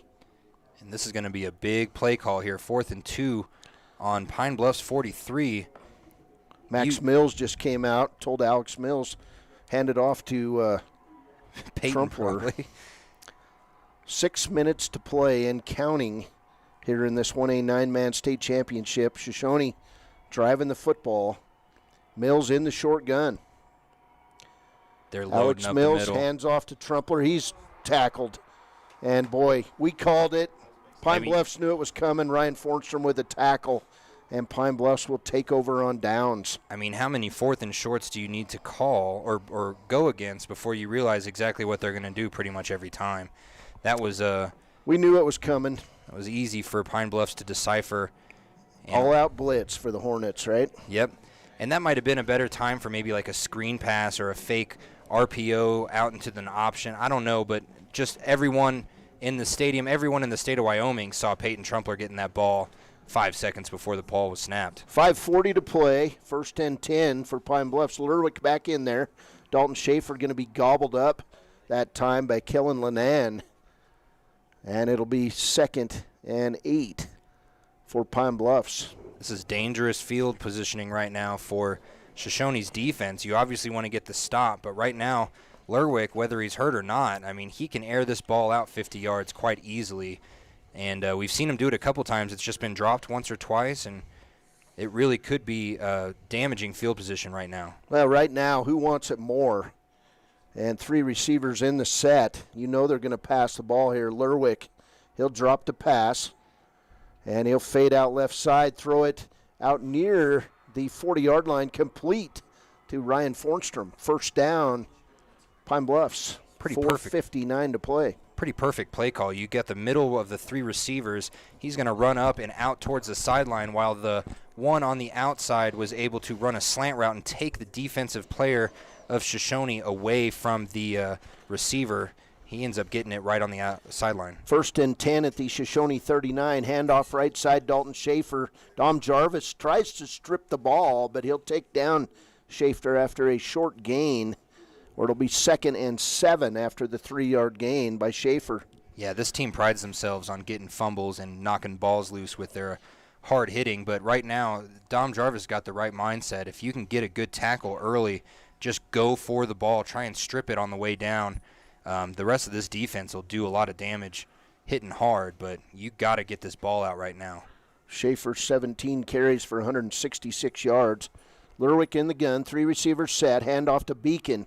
And the big man, he's going to have a 1st down. He's tackled right at the 29 by Peyton Trumpler. And, boy, this 1-2 punch of Beacon and Dalton Schaefer paying dividends for Pine Bluffs, who's now got a 1st and 10 at Shoshoni's 29. And now the clock becoming the enemy as we're winding toward 4 minutes to play. No, exactly. This is what I'm saying. If you're going to be within the 50-yard line here and they're at the 30, they're within the 30, you got to do something about the clock and about the way that they're doing their offense right now. 1st and 10 for Pine Bluffs. 29-yard line of Shoshoni. 3:52 to play. Here's Lerwick. He'll scoop it out left side to Schaefer. Nice pursuit by the Shoshoni defense. Dom Jarvis on that tackle on the left side. Smart of Schaefer to realize that he's done and just go down to his knees because, A, that keeps the clock running, and B, that stopped Jarvis from trying to strip the ball out. 5-yard gain for Pine Bluffs on that crazy flip. Lerwick outside to Schaefer.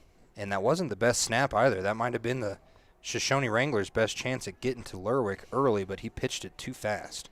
3:14 and counting. 2nd and 5 for Pine Bluffs. Here's Schaefer. He'll be stopped, but then he'll get a couple yards as bouncing off the big man that time. Dalton Schaefer near the 22-yard line. That tackle by Jackson Stanley, or near tackle by Stanley in the backfield. And they've already ran 3 minutes off this clock. It's about to be 2 minutes and 40 seconds before they snap it. This drive started with 5:40 to play. And now we're at 2:40. 7th play of this drive coming up for Pine Bluffs. 2:35 to go. 3rd down and 3. Big play here coming up. Handoff left side. Beacon, Dom Jarvis in the backfield. And we'll have 4th down now and 6 for Pine Bluffs. When you need a big play, dial up the number 1 defender in the state, Dom Jarvis. And the Shoshoni still has 2 timeouts. Pine Bluffs has 3. Neither team using any right now. Obviously, Pine Bluffs doesn't want to, but Shoshoni, you'd think on a big 3rd down stop, get your guys right, get them a breather, get them some water, but they're just going to go to the 2-minute mark here. Inside 2 minutes, 4th and 6 for Pine Bluffs. Here's Lerwick driving right side. He's got a field wide open. He's going to have a 1st down and more as Peyton Trumpler tackles Lerwick at the 16 of Shoshoni with 1:45 to play. 1st down, Pine Bluffs. Yeah, that looked like an option play real early, but Lerwick saw how much space was in front of him and just went for it. Lerwick in some pain going back toward the huddle. That left leg cramping up on him. And the senior brings his team out. 1st and 10 at the Shoshoni 16, 1:30 to play. Here's Beacon. He'll drive inside the 13 and be taken down on that play by Lenan. Also, Peyton Trumpler in on that tackle. Pine Bluffs really trying to take this down to the last second, just like Shoshoni did at the beginning of the first. Right now, Shoshoni letting it play out. 2nd and 7. It is kind of surprising that Shoshoni's not calling a timeout, but they don't want to give the Pine Bluff guys breaks either. Here's the handoff right side. Schaefer, he busts over the right side. Walks in. Touchdown. Wow. 53 seconds to play. Dalton Schaefer scores. That was risky, and they let it go. And Dalton Schaefer scores from 14 yards out. Quentin Clark also in some pain as he was trying to block one of the blockers for Pine Bluffs and just took a big hit right into the arm. 33-27 Pine Bluffs, and now lining up to attempt the extra point kick is Abe Serrano. Hold down, kick's blocked on the play. That's Cannon Campbell on the block kick. Also in there, and could have had a hand on it too, was Tucker Maddock. 33-27, 53 seconds to play, Pine Bluffs. Wow, can they unseat the state champs? That was a drive, and that drive ended up 10 plays, 53 yards. Time of possession, 4:47, culminating in a 14-yard touchdown run by Dalton Schaefer. We'll be right back with the conclusion of this 1A 9-man state championship on KTAK. 4x4 gear, the expensive way and the smart way. The expensive way is when you buy a new truck or SUV and the dealer sells you the brush guard, the heavy-duty bumpers, the steps, lights, winch, you name it. He rolls it all in with your loan into your monthly payment. But here's the smart way. Shop at Wyoming 4x4, where you get expert advice from Dan, quality gear, professional installation, all for a whole lot less than you'd spend at a car dealer. Wyoming 4x4 on North Federal in Riverton. The smart way to roll. Back when I was riding in rodeos, I always made sure I was locked in, good and tight.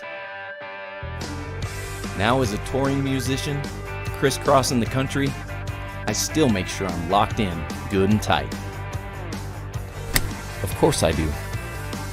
Hauling ass, heading south, down the road in a gold Cadillac, coupe de ville. Buckle up for life, Wyoming. Welcome back. This Shoshoni team on their, they're on the ropes here, Shawn, and 33-27 with 53 seconds to play.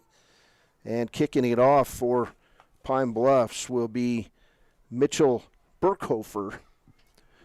And we'll see what happens. Shoshoni's got 2 timeouts. They were withholding them the whole time. Kick's going to go deep toward Peyton Trumpler. He'll field it on the 10, drop the ball, pick it up on the 9. Peyton Trumpler over the 10, nowhere to go. He's going to be wrestled down inside the 15 with 44 seconds to play. And now's where you got to pull out the stops. That is not what they needed. If Trumpler had not touched that ball and maybe just let it bounce, who knows? That could have been a touchback, and there wouldn't have been any time off the clock. But, man, that was the worst-case scenario there for the kickoff return. First and 10 for Shoshoni, trailing 33-27 in the state championship game. This is what you remember. 4 receivers right for Shoshoni. And they need to, they didn't line up. Mills passes it over the middle. Trey Fike complete out to the 25-yard line. It'll be a first down for Shoshoni. No. And a timeout taken for the Wranglers. No, there was a flag. The wide receivers on the right, they were still moving up towards the line. And I believe that was legal shift on Shoshoni. It was number 4. Well, I didn't. Branson Thompson was still running to his spot when Alex Mills hiked the ball. I did not see the flag, but it was a 10-yard scoring or a 10-yard pass that would have went for a first down. And now with 40 seconds to play, it'll be first and 15 for Shoshoni on their own 9. And they like to run these cool-looking play designs. The 4 bunched-up wide receivers are going to do the same thing here. They're going to make sure they get all set up, though, this time. Alex Mills in the gun, and he's under duress. He'll run out left side, get around the play, and he's complete to Trey Fike. He caught it. He got a foot down out at the 34-yard line. Trey Fike jumped up. Mills running, delivers a strike to the 34-yard line, and it'll be a first down for Shoshoni with 31 seconds to play, but they are still 66 yards from the end zone. Boy, that was a great play. Props to Alex Mills for getting out of the end zone, and he was being chased the whole time. But Trey Fike, to be able to jump up and out, catch that ball, and get 1 foot in bounds, that was just an expertly caught pass. Pine Bluffs timeout. So Pine Bluffs will take timeout with 31 seconds to play. Here's a good stat. Alex Mills in this game, 11 of 18 passing, 238 yards. Outstanding game. We're going to see more of his arm when we come back on KTAK. It's going down to the end of the 1A 9-man state championship game on KTAK. If your vehicle needs repair, you can depend on the crew at Extra Care Auto Repair. They can repair almost anything with wheels, gas, diesel, domestic, or import, and their work is top quality and reliable. Extra Care Auto Repair on North Federal in Riverton. Jay Collins here, and I want to wish all the Fremont County athletes good luck this year. Stop down at Fremont Chevy to talk sports and let me help you purchase your next vehicle. Jay Collins, your local sales professional at Fremont Chevy Buick GMC, 307-349-7846. Here's Mills, first and 10. He'll throw it deep over the left side, down toward Peyton Trumpler. Incomplete, and that was nearly intercepted on the play. And he was double covered. Peyton Trumpler all the way down at the 30. That nearly intercepted by Alex Sloan of Pine Bluffs. That was still a heck of a placement there. He was able to put it in between the 2 defenders. It was just a little bit out of reach of Peyton Trumpler, and it hit the ground before he was able to catch it. Second and 10 for the Wranglers. Defending 1A state champions. We've got a bunch of victorious Star Valley fans. They're still in Laramie. I don't know what they're doing here. Celebrating. All right. Maybe they're going to the CSU game tonight. Wyoming and CSU at 5. Here's Mills in the gun. Alex will roll right. He's got wide open. Campbell wide open, and he catches it. No, it's incomplete. Oh, he had him wide open, and he would have been at least 30 yards down the field. And I don't know how he missed that pass. Right through the hands of senior Cannon Campbell. Oh, boy. That's going to come back to haunt him. More importantly, only 17 seconds left to play. Cannon Campbell wide open. Mills delivered a strike right through the hands of the senior. I don't know. Maybe he was trying to catch it with his hands out in front, or maybe he was trying to catch it like a basket catch there. But either way, he didn't decide fast enough, and it just went right through his hands. 3rd and 10 for Shoshoni. 3 receivers right. At their own 34, here's Mills. He'll come to the right side, throw it complete right side. Cannon Campbell will have a first down out over the 45, but only 10 seconds to play for Shoshoni. They're still 55 yards away from a potential game-tying score. Yeah, a little too late right there, especially after Cannon dropped the 30 or 40-yard pass there. Obviously, the 10-yard pass helps set up first down so they don't have to do this on 4th down, but this could be the game right here. 10 seconds to play. We saw this happen yesterday as Bighorn hit a last-second pass to beat Lovell. They got Does one deep Shoshoni safety. Have that magic? Here's Mills looking left. They're He's giving got him all time. kinds of time. He'll just kill it. Yeah, he didn't see anything he liked. And, they have the timeouts. They still have 2 timeouts. The fact that they haven't used them is crazy. 4 seconds to play in this game, and that just took way too long to set up, and this will be the game's final play. 33-27. This has been a game for the ages. They're going to talk it over. I'm guessing a possible grounding call on Shoshoni. Yep, and they throw it. Alex Mills threw the ball in the turf out here, and nobody was around him for 10 yards, and so that'll move Shoshoni back to its own 40. And Coach Mills came out and talked to his son and said, hey, I appreciate what you're trying to do, but you did it just a little bit too close to home there. Timeout, Pine Bluffs. 4 seconds to play in the 1A 9-man state championship. Shoshoni needs a miracle to repeat. We'll be back with the finale on KTAK. My name is Sarah Lowe, and I have been in law enforcement in Fremont County for 13 years. I didn't know much about therapy in general until I got injured in October of 20 chasing a cow. So I had to get shoulder surgery. And after my surgery with Fremont Orthopedics, I went to Fremont Therapy. And they were really excited to see you. So it was a really warm, welcoming experience. We tried all sorts of different methods to increase and make sure I had the best mobility for my job. Rachel's a firecracker. She's just a little spitfire. It was fantastic, a great environment to go and have your therapy. Welcome back. Alex Mills in the gun. 4 seconds to play on their own 40. He'll roll left, being chased. Mills back at his own 30. Now he'll roll right. And now he'll roll left. Nothing to do for Alex but run around. He's going to be out of breath. Big block. Mills will throw it up. Right side, Cannon Campbell. He catches it. He's at the 30. You got the 25, the 20. You got to lateral it. Why didn't you lateral it? Nobody was there, and he's going to be tackled on the 20. And that'll do it. Cannon Campbell comes up 20 yards short on the game's final play. Congratulations to the Pine Bluffs Hornets. They are the 1A 9-man state champions. They're celebrating, and Shoshoni's not.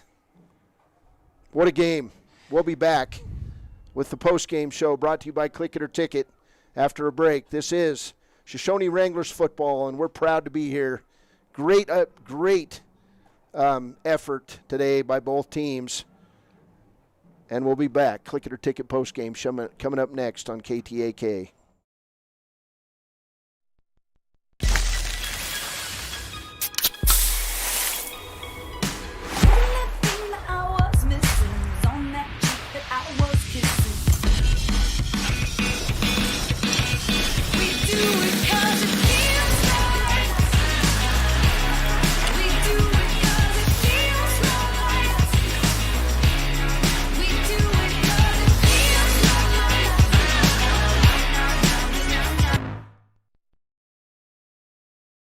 Your car or truck is an investment. When it needs repairs, you need someone you can trust to do the job right.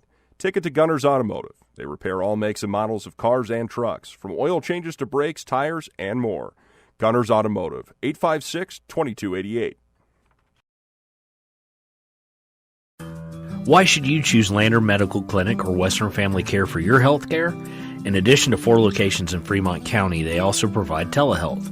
Telehealth can be your go-to answer when you're out of town, on the road, or just can't get to urgent care. All you need is a good internet connection. To schedule a telehealth appointment, call 332-3941 today. That's 332-3941. Lander Medical Clinic and Western Family Care. With telehealth, they're putting your health first every time. Welcome back. That final play, Alex Mills had to run from one side of the field to the other and back to the other side. He would find Campbell open over the middle. Campbell would run 41 yards to Pine Bluff's 19-yard line, but there was no time left. And Shoshoni's improbable run at a second straight state 1A 9-man championship comes up 19 yards short on the game's final drive. And, there's a lot of plays we could point out throughout this game that went one way for one team, one way for the other, Shawn, but ultimately they just didn't have enough time to get it done. And, you can make questions about timeouts not called when Pine Bluffs was driving. You can do all sorts of things. But in the end, it was a great battle between two teams that the first game of the year came within 8 points of each other, and today they came within 6 points of each other. Pine Bluffs coming out the winner and completing an unblemished 11-0 season. Oh, yeah, and, Pine Bluffs totally deserves it, and you're right. There is a lot of things you could have done on those last 2 drives. The drop pass from Cannon Campbell is going to come back to haunt him. He's probably not going to sleep well tonight. I hope that he doesn't take this home with him. I hope he leaves this on the field. But Pine Bluffs, they put up an immaculate game, even though they had 13 penalties for 103 yards. That's twice as many yards in penalties than Shoshoni had all game, and they fought through it. They earned this, just like they all feel like they did down there on the field with their families.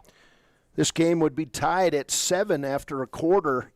Shoshoni would score on the final play of the first half to up the lead to 20-13, but it was Pine Bluffs coming out in that third quarter, scoring 14 unanswered points to take that big lead. Shoshoni would come back.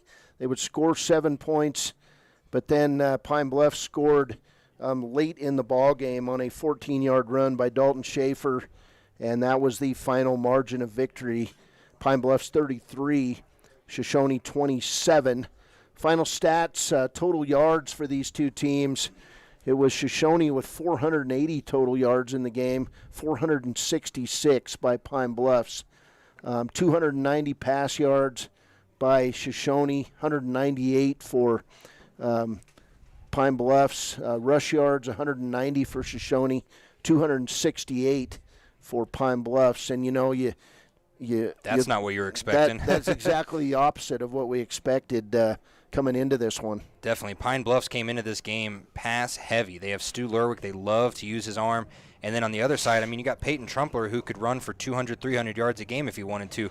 And just on the other end of this game, you would not have expected for Alex Mills to throw almost 300 yards, nor would you have expected the rushing attack of Pine Bluffs to get that many yards. And, it does come from 2 very long plays on the running offense by Pine Bluffs, but that means nothing in the end when Pine Bluffs still out rushes you when you have Peyton Trumpler.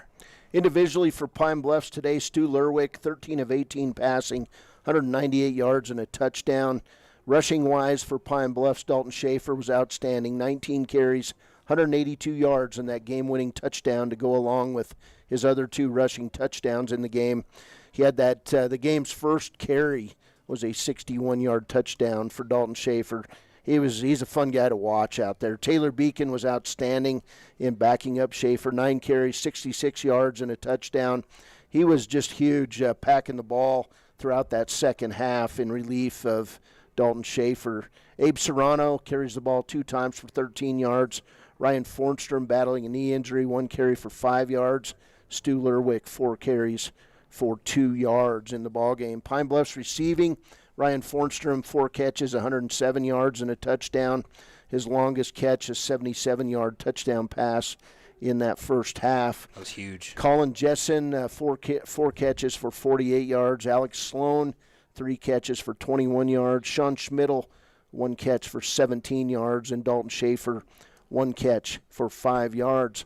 For Shoshoni on the other side, Alex Mills, the senior, maybe his best game as a Wrangler, 13 of 22 passing for 290 yards and 2 touchdowns. Rushing-wise, Peyton Trumpler was outstanding. His final game as a Wrangler, 33 carries, 176 yards, and 2 touchdowns. Campbell was 7 carries for 16 yards in the game. Alex Mills, 3 carries for 2 yards. And Dom Jarvis, 1 carry for a -4 yards. Receiving-wise, Trey Fike, 5 catches for 87 yards. Average of 17 yards a catch. Dom Jarvis was outstanding, 4 catches, 100 yards, at long of 70 yards on that touchdown. He had those 2 touchdown catches. Campbell, 2 catches for 52 yards, long of 41. That final play of his high school career, a 41-yard catch that ended on the 19-yard line. Jackson Stanley, 2 catches for 51 yards. And wow, I don't really know what to say other than, man, what a great game. It was a lot of fun. I'm disappointed for Shoshoni, but at the same time, we saw a game that will go down as an epic 9-man state championship game, Shawn. Definitely, and I bet if you were to ask any of the players on Shoshoni or Pine Bluffs in reality, this is very similar to that first game of the season where if Shoshoni had 10 more seconds or if Shoshoni had 1 more drive, I think this game could have been tied or maybe gone into overtime or even won by Shoshoni. But they didn't have that 10 seconds. They didn't have that extra drive. They had a couple mistakes on that final drive, and ultimately that's what sends them home as runner-ups and not champions. Just like in the first week, I mean, just mistakes on that final drive. And like you said, it was an 8-point game earlier this year. It's a 6-point game now. Both games came down to Shoshoni on the final drive. And I'm sure both teams right now are wondering what would have happened. What if that extra 10 seconds on the clock would have been there? Click It or Ticket post-game show. We'll be back with our players of the game, brought to you by Papa Murphy's Pizza and Gatorade after a break. Hey, nobody can hang their heads today. It was an outstanding football game on KTAK. From one corner of the state to the other, over 82% of Wyomingites wear their seatbelts. And to the 18% who don't, we say, let's buckle up for life, Wyoming. Central Wyoming College now offers Bachelor of Applied Science degrees in Early Childhood Education and Organizational Management and Leadership, with an emphasis in outdoor education, tribal leadership, or business and entrepreneurial leadership. CWC offers 3 ways to learn: online, virtual, and in person. Learn, grow, lead, and advance at Central Wyoming College. CWC is leading the way with expanded programs in the Bachelor of Applied Science degrees. Wyoglass wants to wish all the Lander Valley Tiger teams good luck this year. Wyoglass is locally owned and operated in Lander. They bleed green. Call or stop in today to get a quote on a window or get a quick fix on your window for a rock chip. Wyoglass is Lander. Gotchi Rehabilitation and Wellness knows what it means to be on top of your game. For over 60 years, Gotchi has led the field in providing physical therapy, occupational therapy, and wellness in Thermopolis and their facilities in Worland, Basin, Powell, Cody, and Shoshone. Whether you're recovering from an injury, deconditioned, post-stroke, or just looking to take control of your health, you'll find years of dedicated experience paired with personal care at Gotchi Rehabilitation and Wellness. Learn more at gotchi.org. Welcome back. Final score today, Pine Bluffs 33, Shoshone 27. Shoshone finishes the season 9-2, and Pine Bluffs finishes perfect, 11-0 on the season. Our players of the game, Shawn, I'm gonna name the first one, the quarterback, the safety. He was down on his back a lot today, but he kept getting up and he kept scrambling. Alex Mills today, 13 of 22 passing, 290 yards, 2 touchdowns, and man, he was on the run all day, whether he was on offense and defense. He is our Papa Murphy's player of the game. Yeah, he was spectacular on offense, and on defense he gave it all. He was getting up slow pretty much the entire day. I mean, everyone was, but he specifically was getting the brunt of it. And for your Gatorade player of the game, as Alex Mills was the Papa Murphy's player of the game, Gatorade player of the game, we are giving it to Dom Jarvis. Not only is Dom Jarvis a senior, and this was his last game as well, but he did the exact same thing. He was getting injured. He was getting beat up. He came off the field holding his left arm, and he just did a great job, not only kicking, which we mentioned the possible mishap on the field goal or the extra point earlier, but he still came out. He caught 4 balls for 100 yards. That is 100% completion. He caught all 4 balls that he got thrown to him, and 2 touchdowns. You were right. And the one carry for -4 yards, you could scratch that because that was when the defense was getting heavy on the running game and Peyton Trumpler wasn't on the field. So Dom Jarvis, your Gatorade player of the game. Both players played their hearts out. The whole team did. You couldn't ask for anything more as all the seniors are getting together, getting a picture. And you can find all the pictures, all the best pictures, I should say, in the Ranger and Lander Journal on Wednesday as I'm going to go home and write up this story here. This is going to be a great one. This will be on the front page of the sports section. And even though Shoshoni wasn't able to pull it out, they are deserving of everything that they are getting this season, I should say. Well, tough weekend for Bighorn Base and Central Wyoming teams as Burlington goes down earlier today, 55-8 to Snake River. It was Cody dropping the 3A state championship yesterday to Star Valley, and now the Shoshoni Wranglers get taken out by Pine Bluffs. And for 12 seniors from Shoshoni, it's a sad, bittersweet day. But they left it all on the field today, and I know Fremont County is proud of the Wranglers. They do a great job over there in Shoshoni, and my hat's off to Coach Tony Trumpler, Coach Max Mills, and the rest of the Wrangler staff. They've been outstanding. We've had great treatment this year broadcasting the Fremont County Games of the Week. This is our 6th Shoshoni broadcast. We're going to be back next year. We also did 3 broadcasts of Du Bois. We did 3 broadcasts of Wind River. One Wyoming Indian. One Wyoming Indian game, and we'll try to balance it up a little bit more next year. But boy, it was a big success, and we appreciate all the sponsors who make our broadcasts possible all across the network. It's been a wonderful football season.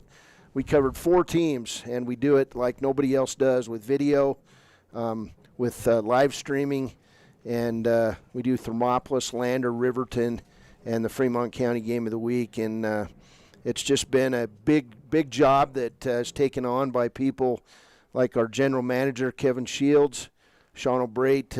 He calls games, he writes sports, he roots for an average NFL team, but we've had a lot of fun teasing each other.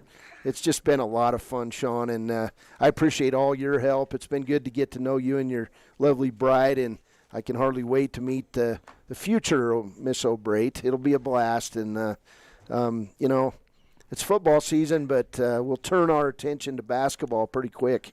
Yes, we will, and all the same sentiments to you. This has also been fun because this is my first time at War Memorial Stadium, and it's a pretty awesome stadium here. You got the really gorgeous high-altitude center right there to the left, and you got a nice open field.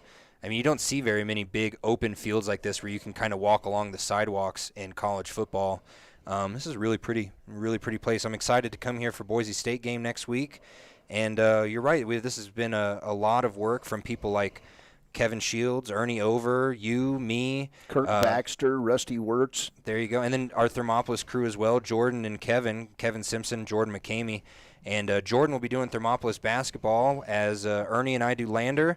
Cody, can't wait to call some Wyoming Indian basketball That's with right. you, too. And Kevin Shields will be doing some Riverton. And the fun thing about all this is that we've always got another season to look forward to. But my hat's off to the Shoshoni Wranglers and their fans today. Hey, for Shawn O'Brate, I'm Cody Beers. Have a wonderful afternoon. Go Pokes.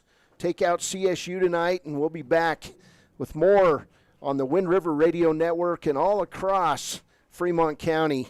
Hey, we are the Wind River Radio Network, broadcasting proud from the 1A state championship in Laramie. Have a good rest of your Wyoming weekend.